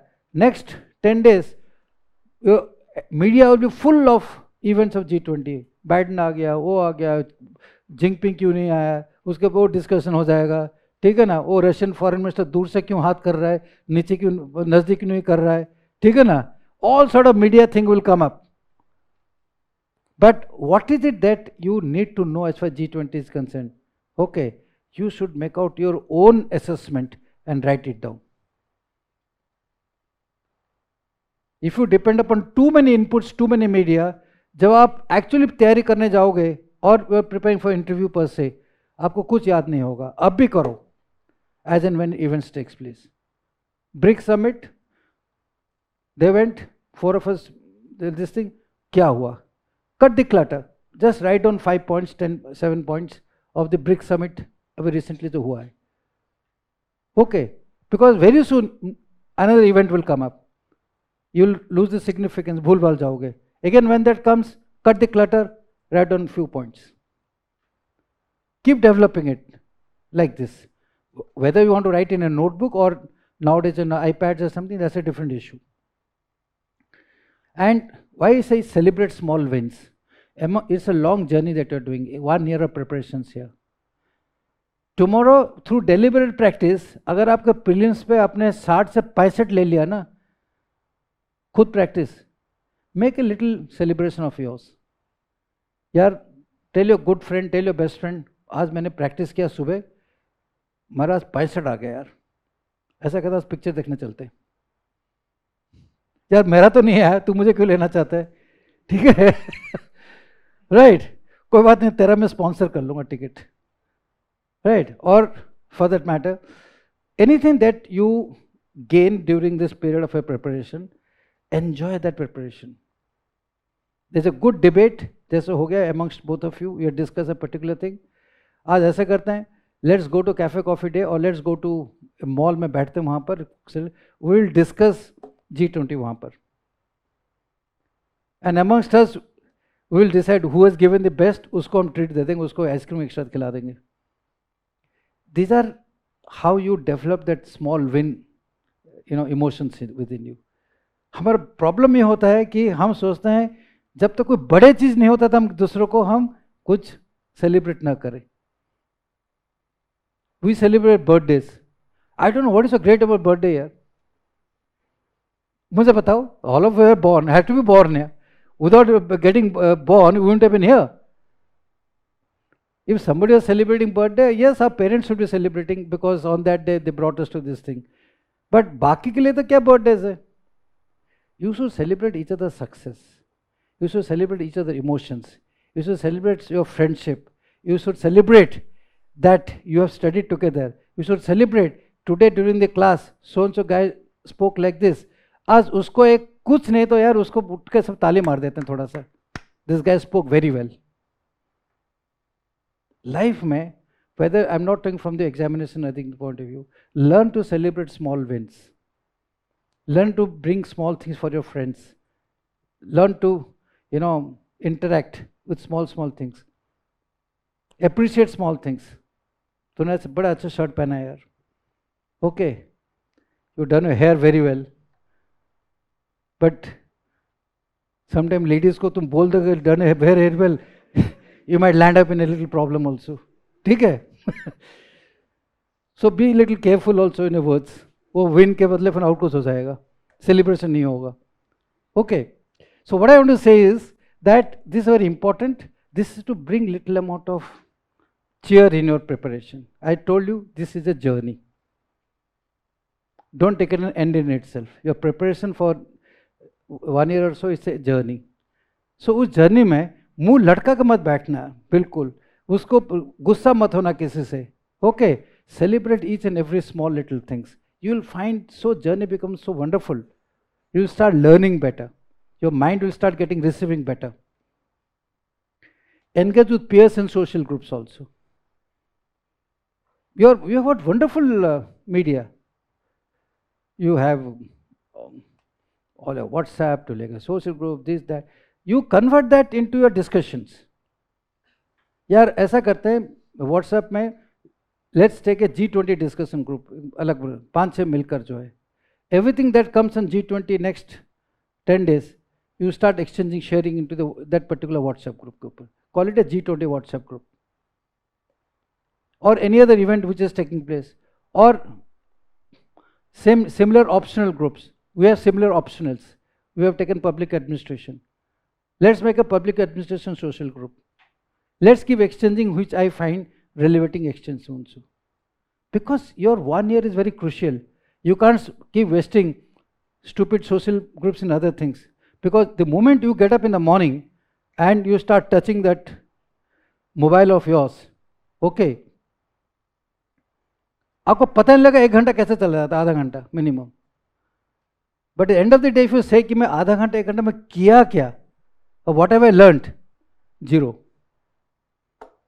But उसके बदले में if you have a public administration optional social group, okay, early morning you have exchange views and thoughts, right, I can assure you, you would have learnt much better in that particular half an hour to 45 minutes than seeing normal social group. Because time तो सभी के लिए 24 hours होता है ना. So replace your existing social grouping for your dedicated social groupings, whether it is related to a subject or anything for that matter. You getting my point? This is how you learn. Okay.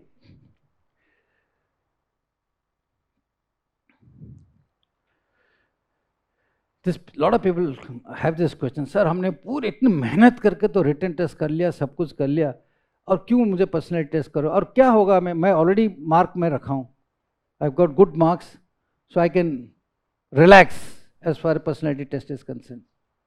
But the importance of the interview or the personality test is that though it carries 275 marks as compared to others, it may look less ratio, but the fact is marginal difference makes success and failure, and to the extent of 1 or 2 marks.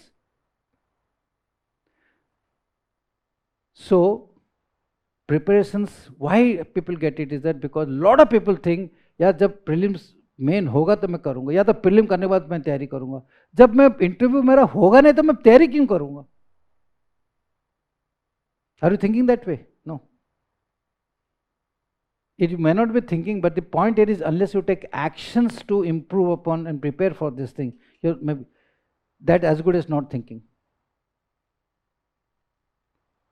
So if I have to, you have to make a mental mapping कि अगर मुझे 1 घंटा interview देना पड़ेगा तो मुझे कौन कौन से क्वेश्चंस पूछना पड़ेगा, what will be asked. You are going through endless procedures of internets wherein they will say कि इसकी उसमें, today you open the internet, you will find all sort of interview procedures. उसको ये पूछा था, उसने ये पूछा था, उसकी ये बोर्ड में ये था, उसको फलाना है, ठीक है ना, everything is there, but that is only for reading. आपने क्या किया उसको ऊपर? You have to prepare from now. Lack of clarity and understanding can tilt the balance. This is very important. I have seen very intelligent people, let me tell you. They have also done well in the written, but they lose out because they think they know too much. And the moment you start learning too much, yeah, you learn too much, but then if you are not able to concise or cut the clutter, what you are telling, it is not being understood by the interview board. We say, I have seen, say that again, just not tell me what does it mean. फिर उसमें क्या होता है, हम लोग भी थक जाते हैं. We don't penalize that fellow, but definitely doesn't get the marks that he deserves to. So practice this now, how to bring clarity in your thought process. Candidates tend to be overconfident over main success. Major thing. क्या मुझे सब कुछ मालूम है? Yes, since the ratio is just half to 1/3, you may still get away with it, with the limitations. But the chances that if you have not practiced these particular issues, and if you lose it through a margin of 2 to 3 marks or 4 marks, it's like the snake and ladder. वो होता है ना, वो ludo game में वो सांप आपको खा देता है, अगेन आप या तो लैडर के नीचे आ जाते हो, अगेन आपको जाना पड़ेगा. If you are fond of playing that, I don't mind. But to prevent all this, you got cycle gets repeated for mind. General awareness is very important. Develop on a daily basis. General awareness, because when we ask you questions, 50 to 60% of the questions should be built upon general awareness. So what involves general awareness? You got to decide it. And these are the things that you always look for. So-called golden, whether you call it tips or you call it guidelines or you suggestions, start early in life. If you are sitting today, after this, what should I do for my personality test? Make a mental map, a chart from now on itself. Irrespective of the fact whether you clear prelims or you clear whatever it is there. Forget about that, because you have come not only for prelims and mains, but you come for the final thing. Yes or no? So, make a resolutions. Avoid comparison and self-excuse. I have always told you. Every guy is unique. Every guy is unique. And self-excuse is related to that grit thing what I told you. If you have decided मैं morning 6 to 8 में करूँगा, there is no way that you should give self-excuse कि मैं आज कर नहीं पाऊंगा और कल रात को लेट सोया था यार. No. If you have slept even at 2 o'clock in the night, but you made a resolution to yourself कि मैं रोज 6 hours से करूँगा, मतलब करूँगा. The advantage is that you are preparing your mind. You are basically synchronizing your mind to accept certain things. That is the beauty of synchronizations. And curate the chaos. I've already told you, cut the clutter. It is such a chaotic thing, frankly speaking, civil service preparation. Since it's a chaotic subjects, different subjects, not your main subjects, okay, तुमने graduation में कुछ किया है, ये कुछ पढ़ना पड़ेगा, आएगा नहीं आएगा, prelims बड़ी one pattern. There is some sort of a congruity now which has come between prelims and the mains. Congruity पहले नहीं होता था. This has been done with a lot of effort. Okay, so actually today it's a quite a big challenge. और बंदा कोई अगर कल civil service clear कर लिया, ये नहीं कि कोई सुपर इंटेलिजेंट है. Let me tell you. Okay, he's just been lucky because he's managed to navigate himself in this chaotic path. It is, we are trying to get a streamlining. But why I use this word curate the chaos is that you have to see कि when I say curate the chaos, कि my strengths क्या है, my strengths and weakness has to be analyzed from now itself in terms of subject and make your mental mapping as far as improvement is concerned. So these are the time that you need to do and learn to embrace boredom, because why I have used this term of learn to embrace boredom is it's a long journey. 9 months कितना है यहाँ पर? How long are you here for? Complete 1 year.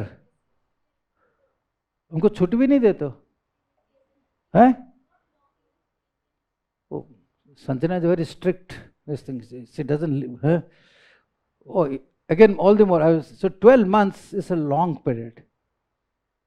Like, it's very difficult to keep the level of that high spirit. Okay, and by nature, it will keep going up and down. Right? But boredom doesn't mean that you are at the receiving end. No. Boredom is also a very positive thing. जिस दिन bore हो जाते हो तुम लोग, embrace it by doing something entertainment value. आप picture देखते नहीं देखते हो? हैं? Yes or no? Because there are usually a lot of people who come, यार मेरे पप्पू ने बताया कोई पिक्चर नहीं देखना यार, ठीक है ना, बिल्कुल कोई बाजार नहीं जाएगा, मैं तो कहीं नहीं जाऊंगा. I remember long time back, I went into a hostel, before I joined my National Defense Academy. I stayed in Ravenshaw College hostel. In the room I entered, there were 5 guys. I said, 5 guys, how am I going to live with these 5 people? उसमें से 2 बंदे जो है ना, they made an enclosure to themselves. They will not mix with this balance 3. बोले क्यों? अच्छा, उस enclosure में कैसे बनाए? वो भी गीले टॉवल से, वेट टॉवल्स नहाकर उसको ऐने लगा कर रखा हुआ है. And I came from a residential school, I was so disturbed. मतलब कि you tell me, why are you staying in that particular cell of yours? नहीं, my father told me that this is a crucial year for you. अब कहीं नहीं जाना, कुछ नहीं करना, किसी से मिलना भी नहीं. बोला यार मर गया बंदा यार इसे. एक रूम में रहेगा, वो गीले तौलिया के पीछे बंदा बैठा हुआ है, ठीक है, उसे बात भी नहीं कर सकते, फॉलो नहीं कर सकते. And mind you, I left that hostel with in 7 days. ऐसे हम तो रह नहीं पाएंगे यहाँ पर. So you have people who come with lot of emotions कि that I have lot of, I come with lot of expectations. My family wants me to succeed. अगर मैं कल मेरे से नहीं होगा, मैं कल वापिस जाऊँगा तो लोग क्या बोलेंगे? I will make my parents cry, they have invested so and so. My advice, don't carry this emotional baggage. Live life here, enjoy life. Okay? When I say enjoy, don't get into connotation of everyday partying. Okay? You must go out as long as you keep the factor that I told you, the grit factor. कि मैं इस time करूँगा, मैं mentally बढ़ाऊँगा. And when you go back and relaxes your mind, let me tell you, your mind is also will be happy. यार ये रोज मेरे ऊपर प्रेशर डालता है, कम से कम कुछ तो उसको वो कर दो. And I have done with it. I thought let me say okay, don't get bored. And if you learn to embrace boredom, you are a successful man. Most of the time people say यार मैं bore हो रहा हूँ यार, मुझे तो समझ में यार बोर क्यों इसलिए हो रहा हो यार. I never got bored in my life, frankly speaking. Bore हो रहा हूँ. The moment you say मैं बोर हो रहा हूँ, you yourself are a big bore. Because he is laughing जोर से. Yes or no? जोर से बोलो. हाँ भाई टाइगर. Yes or no? हाँ. So this is what it is like. Okay, thank you very much. I've finished.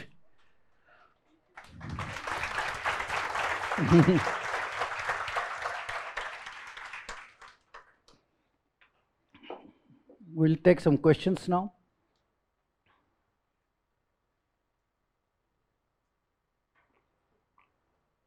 Yeah.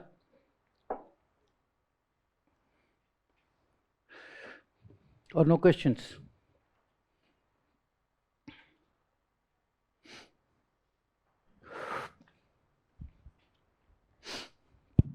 Good afternoon, sir. Sir, you have talked about the hobbies. Like that, gardening is the hobbies. No one can do that at that time.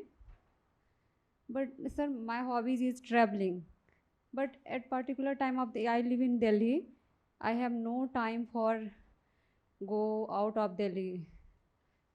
But I want, but I can't do that. How I can manage? So how is it a hobby then? Sir, but see, you can't identify something as a hobby which you can't do. but You have sir, to find time to do. Then only it's a hobby, na? That's what sir, you like. I can't do that because I don't out of the Delhi, na. Because you want to study, because so and so. मैं दिल्ली वाला हूँ, मैं बाहर क्यों जाऊँ? हैं? दिल्ली वाले तो बाहर वैसे नहीं जाते हैं, ठीक है ना? तो वो क्यों सोचते हैं कि दिल्ली, उनका लाइफ दिल्ली में होता है सब कुछ, ठीक है? In lighter mode, hobby is something which you de novo create time and space for pursuit. Okay, because what is hobby? There's something which I like from the bottom of my heart, desire. If I don't like, I remember in one of the interviews, we asked, तुमने कुछ hobby नहीं लिखा है? बोलता sir मेरे पास कोई hobby नहीं है. मतलब वेरी गुड. वाई नो, मुझे सब कुछ अच्छा लगता है सर. सर मुझे यूट्यूब भी अच्छा लगता है, फेसबुक भी अच्छा लगता है, ये भी अच्छा लगता है. तो मैं सोचता कि अगर मैं यूट्यूब लिख दूँ, सोशल मीडिया, आप मुझे बहुत सारे क्वेश्चन पूछोगे. ठीक है. Intelligent fellow is qualified, as what we didn't penalize him as far as things are concerned. But he says, he was very frank, sir मेरे पास कोई हॉबी नहीं है. I like everything. कोई मुझे बोलेगा सर आप गार्डनिंग करो, फलाना करो, वो मुझे अच्छा नहीं लगता है. मैं अपना जो करता हूँ. Way of looking at things. It's not, you don't have to have a hobby to be happy in life. You can be happy without a hobby also. But sir, I love traveling, but at particular time I That can't do love that, na. traveling is a very question mark, because if you love something, you will work towards achieving that. You say ki, I want to ask you a question. If you have a boyfriend, he says, I love you, but you don't even, okay. But the moment he calls you, he says, I have no time to listen to you. तुम उसको phone drop कर दोगे, how will you से I love you करके? ये तो हो ही नहीं पाएगा ना. क्यों? I don't know whom are you looking at, I don't know. I got it. Got it, huh? Yes, sir. Good. Thank you, sir. Yeah. Mm-hmm. Sir, Yeah. sir, here, Sanjana. Sir, I guess students are confusing interest and hobby. You can discuss on that, I guess. Interest and hobby. Yes, interest and hobby is not clear to them. Based on the question of the student and yesterday also. Okay. I'll clarify this. The point is, hobby is something you passionately desire to pursue because you like it. You like it from the bottom of your heart. I like cooking, say for instance. Okay. Personally, I don't like cooking. I'm just giving an example. Otherwise, my wife will put me in the kitchen only. Okay. It's something which you personally, from the bottom of your heart, you like. Okay. Now, you have to fathom that out. What is it that you like? Even if you are liking an early morning walk, okay, that itself is a hobby. A morning walk is a hobby, for that matter, and which I will pursue. But if I ask you that you like morning hobby which you desire, how many times do you go in a week? Sir, I just go once in a week. Then it's not a hobby.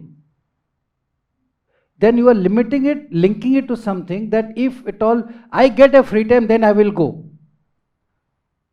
Interest, okay, is something what you feel that I like this, not very much passionately, but I like this. Okay, say I have a interest in, say, seeing movies. I have interest in reading comics, if things are concerned. So as and when मुझे कहीं मिल जाता है comic book, मैं पढ़ लूँगा. But ऐसा नहीं कि मैं रोज कॉमिक बुक पढ़ूंगा और I will devote a special time to read comics. I like comic. I like, my interest is in novels. But my hobby will be reading. My interest will be novels. You getting the difference, no? Okay, so that's it. Hobby is something, you can't say this is my hobby and जब मुझे मौका मिलेगा तो मैं कर लूँगा. No, then it will develop into interest. Like she said, I love traveling, but she doesn't want to travel. जब मौका मिलेगा तो ट्रैवल करेगी. कैसे होगा हॉबी बेटे? बस ये नहीं है. ओके, या next question.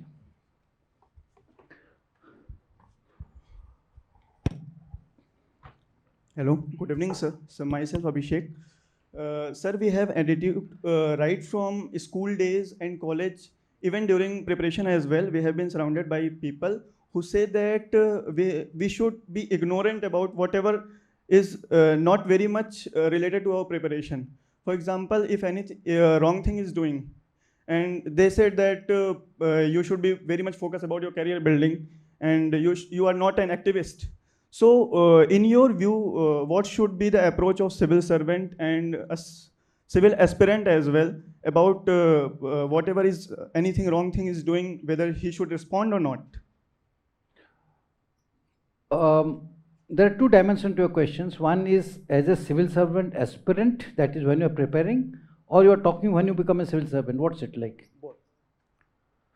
See, your dilemma in life is that you are trying to find out a solution that you come across situations which are perceived as wrong. Mind word perceived. A thing has happened, unless, say, like a terrorist action, let us take it. Okay. You may perceive it is wrong, but the terrorist doesn't feel it's wrong. See, it's all a question of perception as to tomorrow a new policy is made, you feel it is wrong, but somebody else feels it is nice. So here the core issue is that your perception. How do I feel it is wrong? Why am I feeling it is wrong? So you got to make your mental mapping and put it in this thing that I don't like, I feel this is wrong because of A, B, C, D first.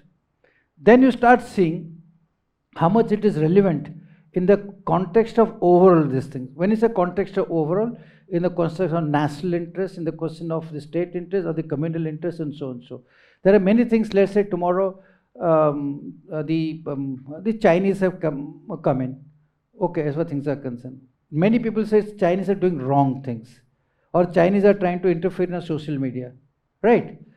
You ask a Chinese, he says, no, we are not doing anything wrong.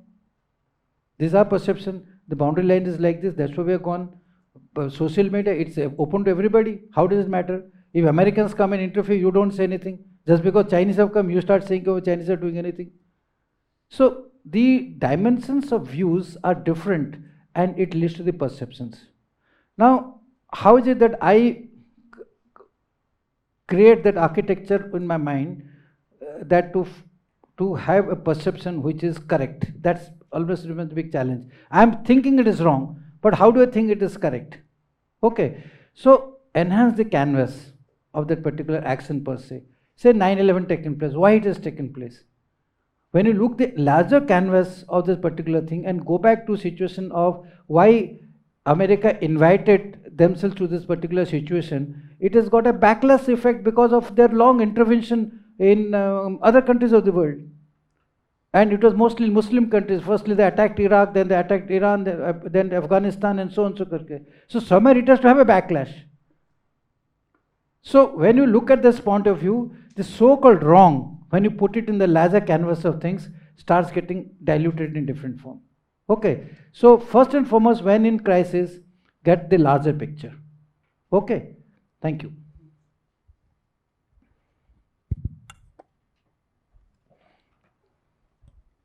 Good evening, sir. Myself, Ujjwal. And my question is, as you said beautifully about the first quality, unique quality, about the grit, about the hard work, endurance. So many times, everyone simply usually asks us to work hard to become a civil servant or to become any successful person in the life.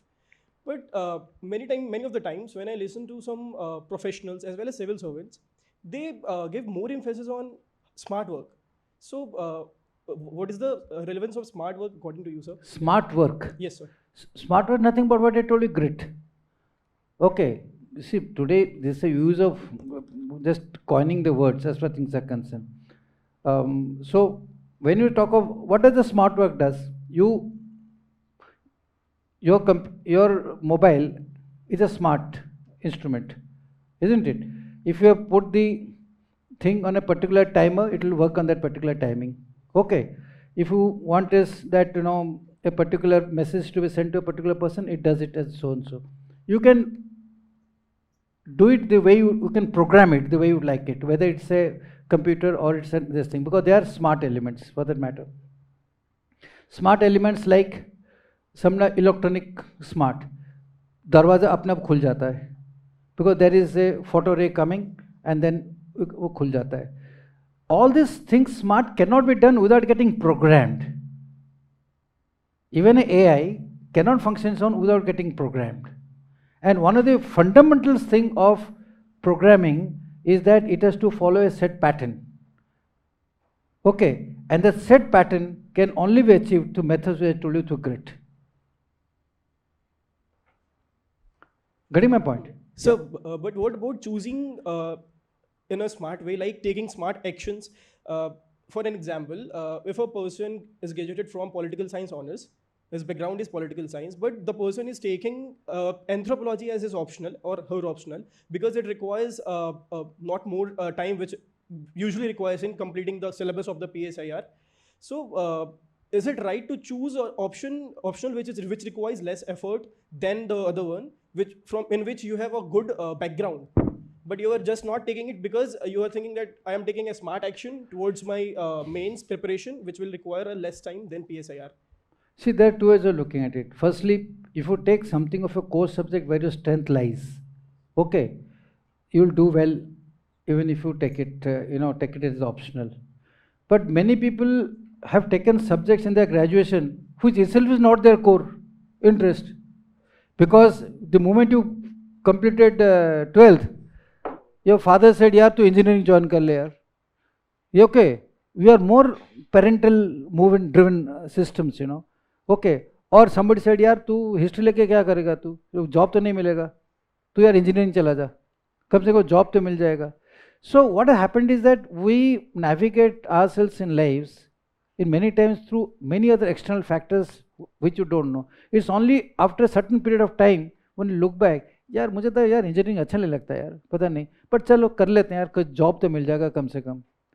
But now if you have not been interested in engineering, civil engineering or computer engineering have taken, and there is option for taking optional subject, okay, you take it ना, पहले तो तुमने you are not interest, and if you are not done well, it's quite unlikely that you will do well in that optional thing.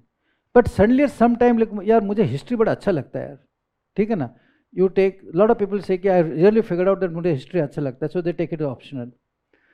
Third factor is, lot of people say उस subject को लेते हैं जिसके syllabus ज़्यादा नहीं है, okay, जैसे तुम्हारा जोग्राफी हो गया, एंथ्रोपोलॉजी हो गया, okay, some subject, public administration and all this things. There was an IAS officer who shared with me, he says, he decided to appear for this examination long time back, जब prelims नहीं था. बोलता है मैं क्या करूँ, somebody said यार तुम ऐसा करना, you go to CP में वो जो पुराने ज़माने का नरूला होता था, ओके, आजकल चेंज होकर उसके पीछे एक बंदा बैठता है, उसके पास सारे कुंजी होता है सब सब्जेक्ट की जितने भी है, ठीक है. बोलता है पब्लिक एडमिनिस्ट्रेशन से लेकर जोग्राफी से लेकर, वो तुम कुंजी लेके आ जाना, ईच कुंजी is about 30 to 40 pages printed. बोलता है मेरे पास टाइम नहीं था, मैंने उसे कुंजी को पढ़ लिया. बोलता है I have cleared. Okay, now those are not ideal examples as things are concern. What I want to tell you is that optional subject, whoever tell you be smart enough to pick up, smart has got its variations of interpretations, right? If you like it, take it. My way of looking at it is that you must delve yourself into a subject where you actually you like it, whether when you read you feel like reading it, but the moment you read, if you feel like sleeping, obviously you don't like it. और जबरदस्त उसको मत करना यार मुझे किसी हालत में करना पड़ेगा करके, ठीक है. Yes, smart things like anthropology, geography, public administration may give you dividends, there's no doubt, but then you have a lot of competition in that also. Everybody जिसको देखते हैं उसी को लेके जाते हैं, ठीक है. Thank you.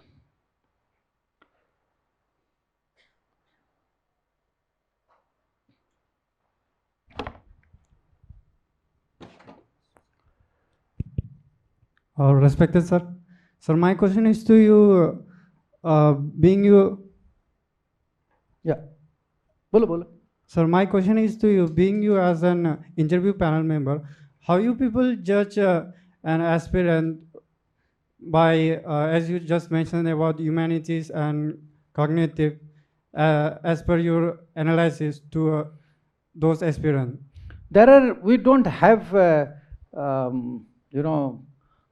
matrices, social, psychological matrices prepared and given to the members.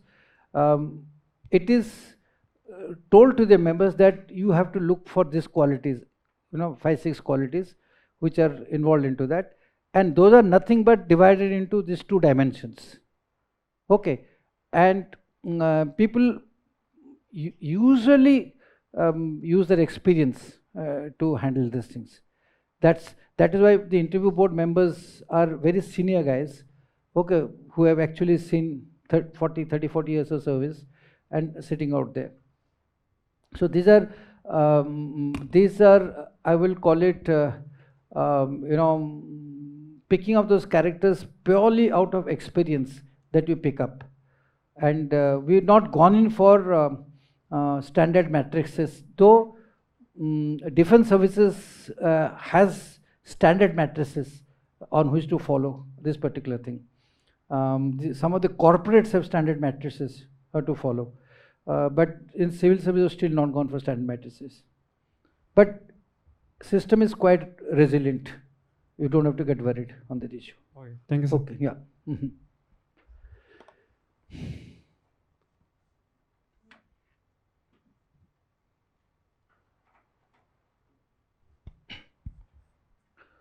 Good evening, sir. My name is Pushpen Singh Rathore. Sir, it is compulsory to have a hobby? Yeah, I just mentioned during my talk, it's not necessarily. If you don't have a hobby, don't have a hobby. Okay. It's not going against you. Okay, why you have a hobby? Or you don't have a hobby, Rathore? Hobby नहीं है हैं time है एक hobby ले लो कुछ नहीं कर pickup है हॉबी ठीक है ना हाँ कुछ नहीं तो बर्ड वॉचिंग कर लो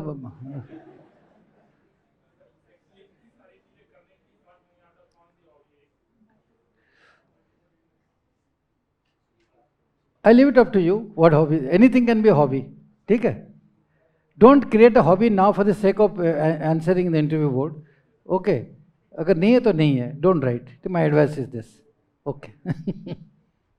Good afternoon, sir. My name is Ramanshi, and my question is, as you said, ki in an interview you have to give a balanced answer or a neutral answer. But sometimes it happens that you don't have that perspective of neutrality over there. There should you're getting negatives in your mind, or there could be a situation where neutrality may not exist. So at that situation, what should you do, or what should there may be a situation when a person may not be neutral at that time. Neutral. Yeah.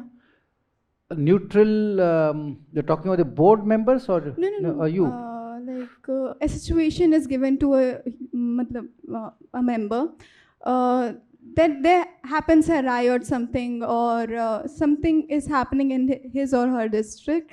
So his senior is saying not to do this, but according to their ethics, they have to take some actions. Their seniors saying not to do. Though their seniors may have some perspective, that person may have some experience. So there should be there may be a contradiction between the two. See, so at that point. Okay, what I want to say is that idea of putting this thing of humanistic and this thing dimensions is that we are looking not on a very theoretical strengthened answer that supposing we give you are posted as a collector and tomorrow there is a flood situation, okay, how will you handle that particular thing? Okay, or let's say 100 people are marooned at a particular place, okay, you are the district collector and you've been asked, तुम्हारे पास boats नहीं है, तुम्हारे पास वो नहीं है, roads have been snapped, okay, how are you going to retrieve those 100 people?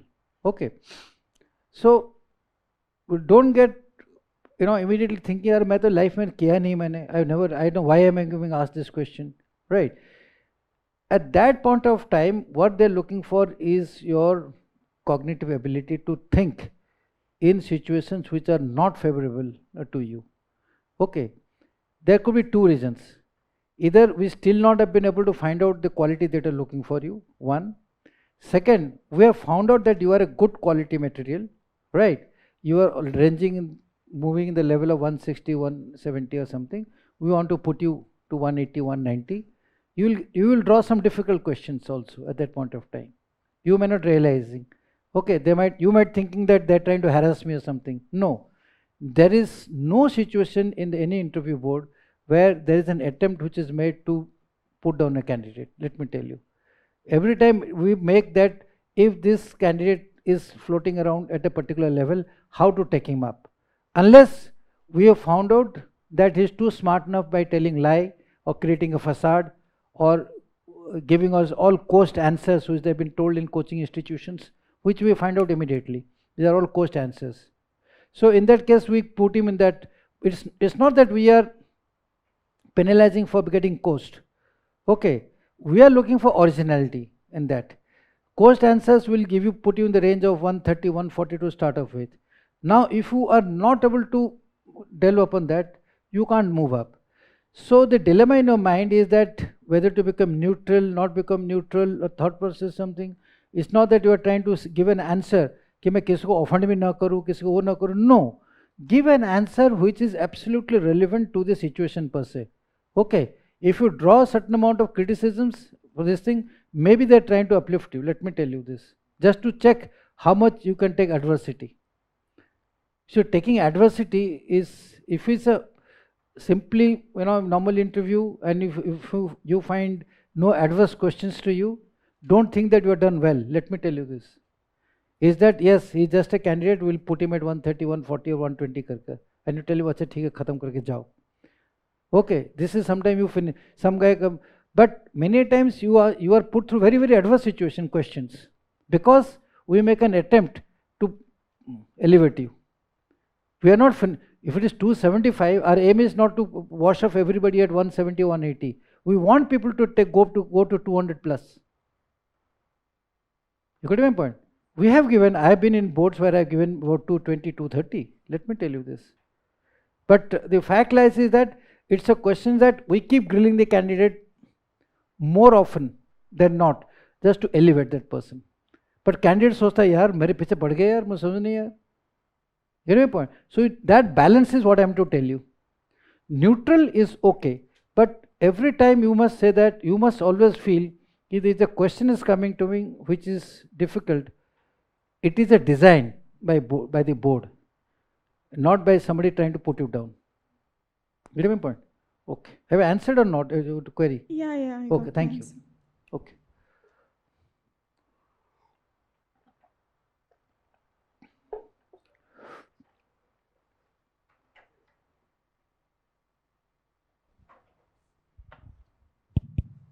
Good evening, sir. Myself, Namandeep Singh Rajput. I just want to ask that there was a time when I was thinking only about UPSC. I was very positive and enthusiastic, but some relatives are there, no, they say इसके पहाड़ से सिर मारने जा रहा है and all that thing. So because of that, क्या बोल रहे हैं? पहाड़ से तीर मारने जा रहा है? पहाड़ से सिर मारने जा रहा है, like things. So अच्छा. so I have been started thinking about other options as well, like state PSC and other backups. So is it the right time to think about it? And as you are the head of the state PSC, as you have been, so it can be done in a coordination that a UPSC and a state PSC can be prepared along with both the things.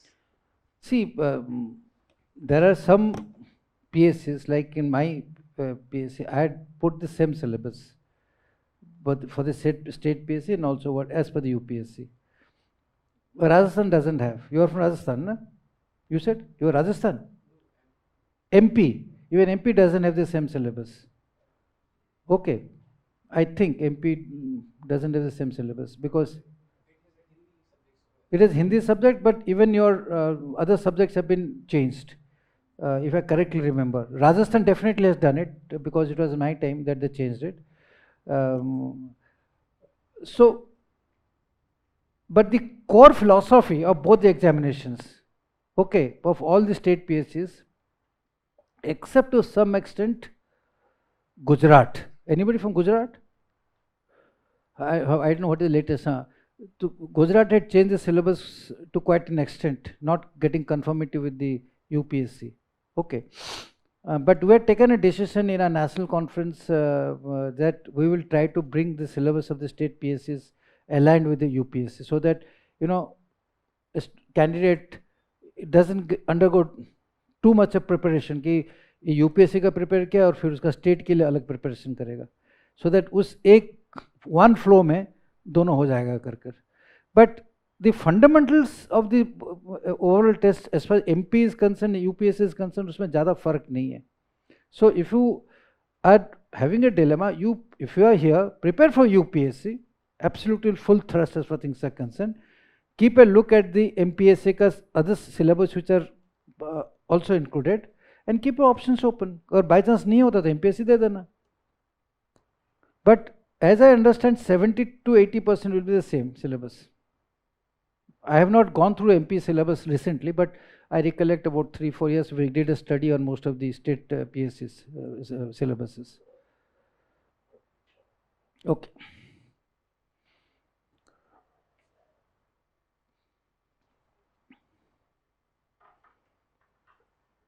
Yeah, anybody else? Yeah.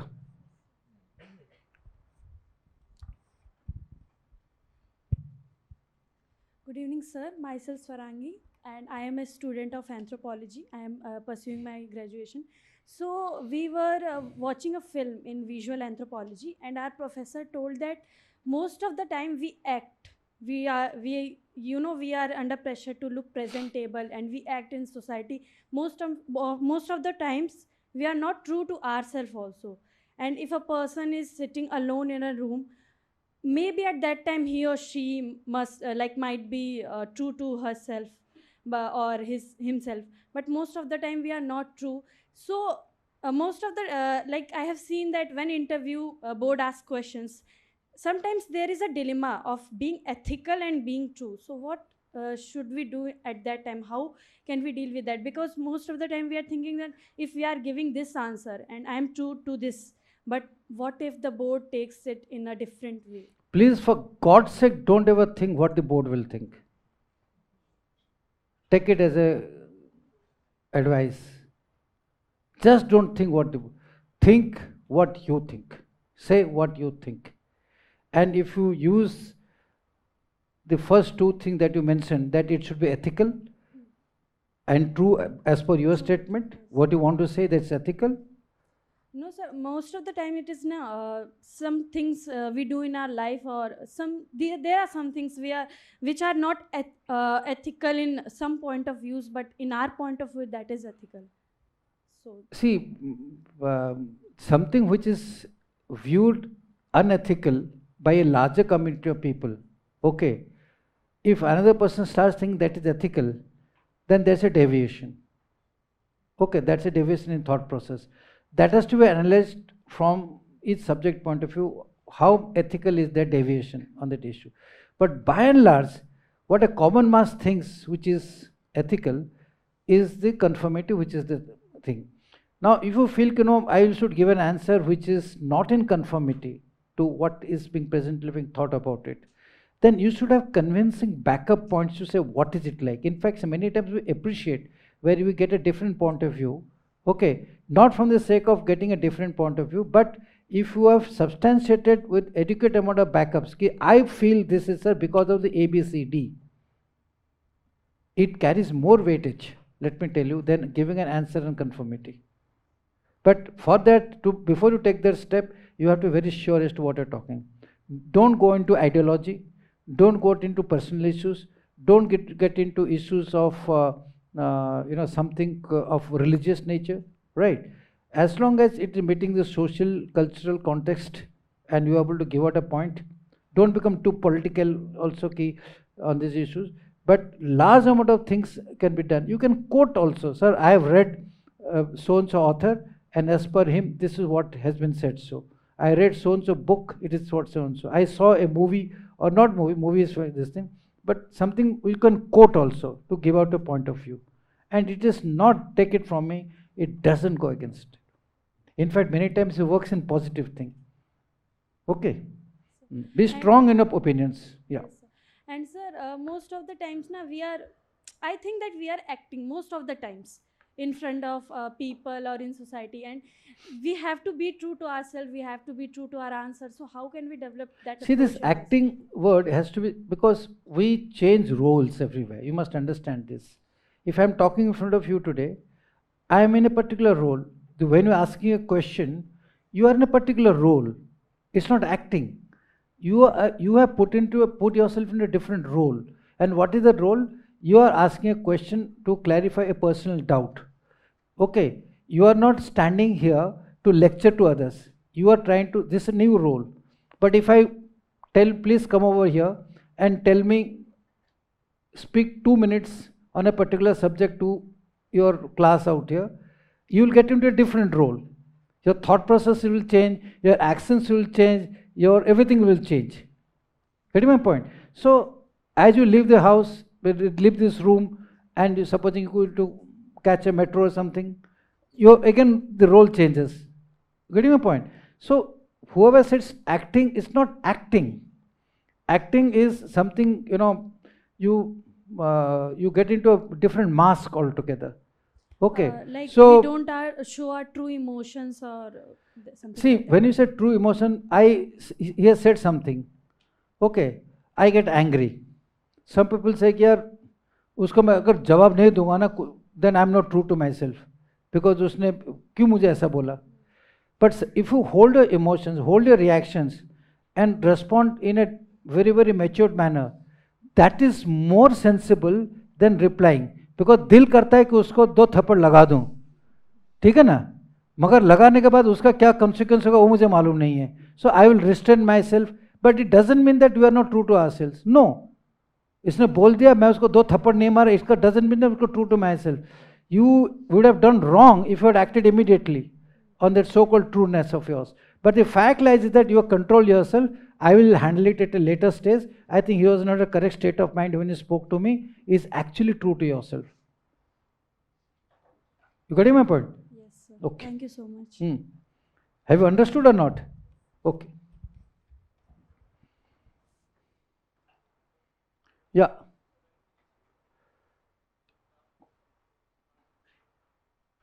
I can't hear you.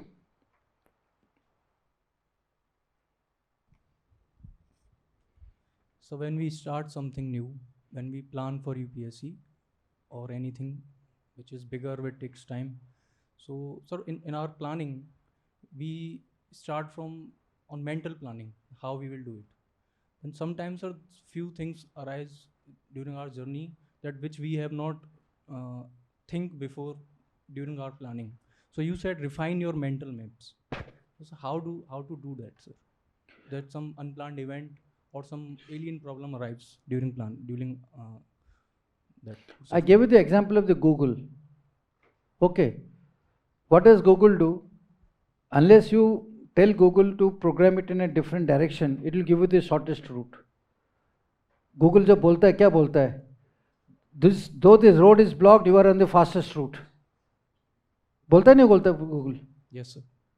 And it gives you dots A, B, C, D, right? Yes. By going the shortest and the fastest route. If there is a deviation to be taken, it also tells you that road has got congestion, you have an option to go left, right. So it does the mapping in a very, very regulated manner, which has been programmed, this thing. So when you do a mapping, firstly you got to program your mind. कि मुझे, how do I connect the dots? If I have to prepare for my optional paper, let's say you have taken geography, okay, how do I prepare the dots as far as my optional paper geography is concerned? उसको मैं कैसे तैयारी करूँ? My GS पर को मैं side में कर दूँ, वो मैं कैसे करूँ? Once you have done the mapping and done the connecting the dots, you got to implicitly follow and put it in your mind program. Problem हमारा क्या होता है? Mapping करते कल भूल जाते हैं, कल और कुछ आ गया हम दूसरा mapping कर लेते हैं. You got my point? Yes. The mind gets confused. Whole process of telling all these things is to nothing but prepare this mind of yours to accept what you are trying to put it in that. कल Google का तुम और एक programming कर दो तो भूल-भाल जाएगा पूरा. So similarly, like your mind has to be programmed on a particular software basis, and which has to be on a say like just to explain to you further for better understanding. कि आपने decide किया है कि मैं optional paper geography रोज़ शाम को 6 से 7 बजे तक पढ़ूंगा, और उस पढ़ाई के दौरान जो है मैं सबसे पहले प्रीवियस क्वेश्चंस करूंगा, उसके बाद I will try to see what is the contemporary thing, फिर उसके बाद एक छोटा सा मैं टेस्ट करूंगा. I give 2 hours to prepare. This is my mapping that I have done. Now don't change this mapping pattern. Keep this mapping pattern constant always. Whenever मैं 6 से 7 बजे तक मैं पढ़ूंगा ज्योग्राफी, फर्स्ट 20 मिनट्स में प्रीवियस क्वेश्चंस करूंगा, फिर next 20 minute ये करूंगा, नेक्स्ट 20 मिनट ये करूंगा. Continuously keep doing that until and unless you change the mental mapping to for some other mapping itself. So give advantage of mapping is that it works like a programming. Okay, your mind gets actually tuned to that programming. And every time you sit down at 6 o'clock when you are doing geography, your mind automatically will get directed towards the previous question, previous question, previous question, previous question. Okay. Then it will get into next step, it will get to next step. So this is the advantage of mental mapping. But tomorrow instead of 6, you say कि नहीं मुझे 8 बजे करना पड़ेगा, ठीक है, then do it every day at 8 o'clock and follow the same procedures per se.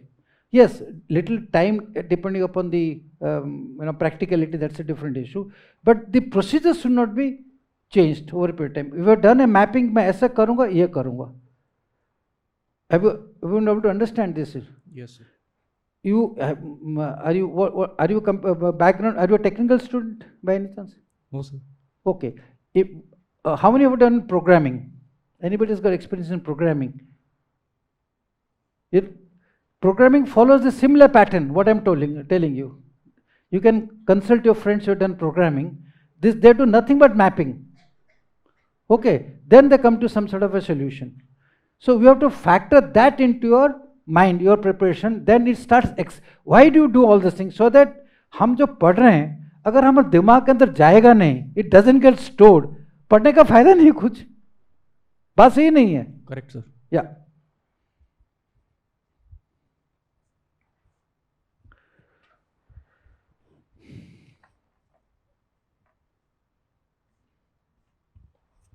Good evening, sir. Sir, my question is, in course of this preparation, shall we take societal responsibility or not?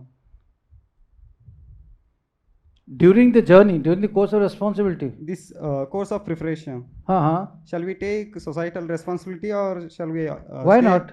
Who has stopped you from taking societal responsibilities? But if we involve in all this procedure, we'll stay away from this main course. See, that's a priority that you have to lay down. Getting my point? Yes. If that is important, you got to do, but give low priority to this. If it is a sister's, marriage or something, wedding or करना तो उसको करना पड़ेगा. If somebody is sick at home, you can't say कि मैं जाऊँगा ना, मैं तो पढ़ाई कर रहा हूँ. Depends upon. Suppose your father is, God forbid, mother is sick. You must. There is no two-ever. जब तुम्हारा mind इधर नहीं होगा, whole thing is mind. तुम यहाँ पर you can't concentrate. So do it, but do it as per the priority.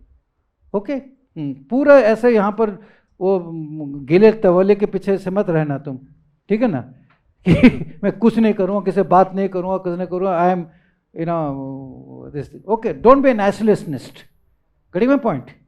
Okay. Thank you, sir. Okay, done. Thank you very much.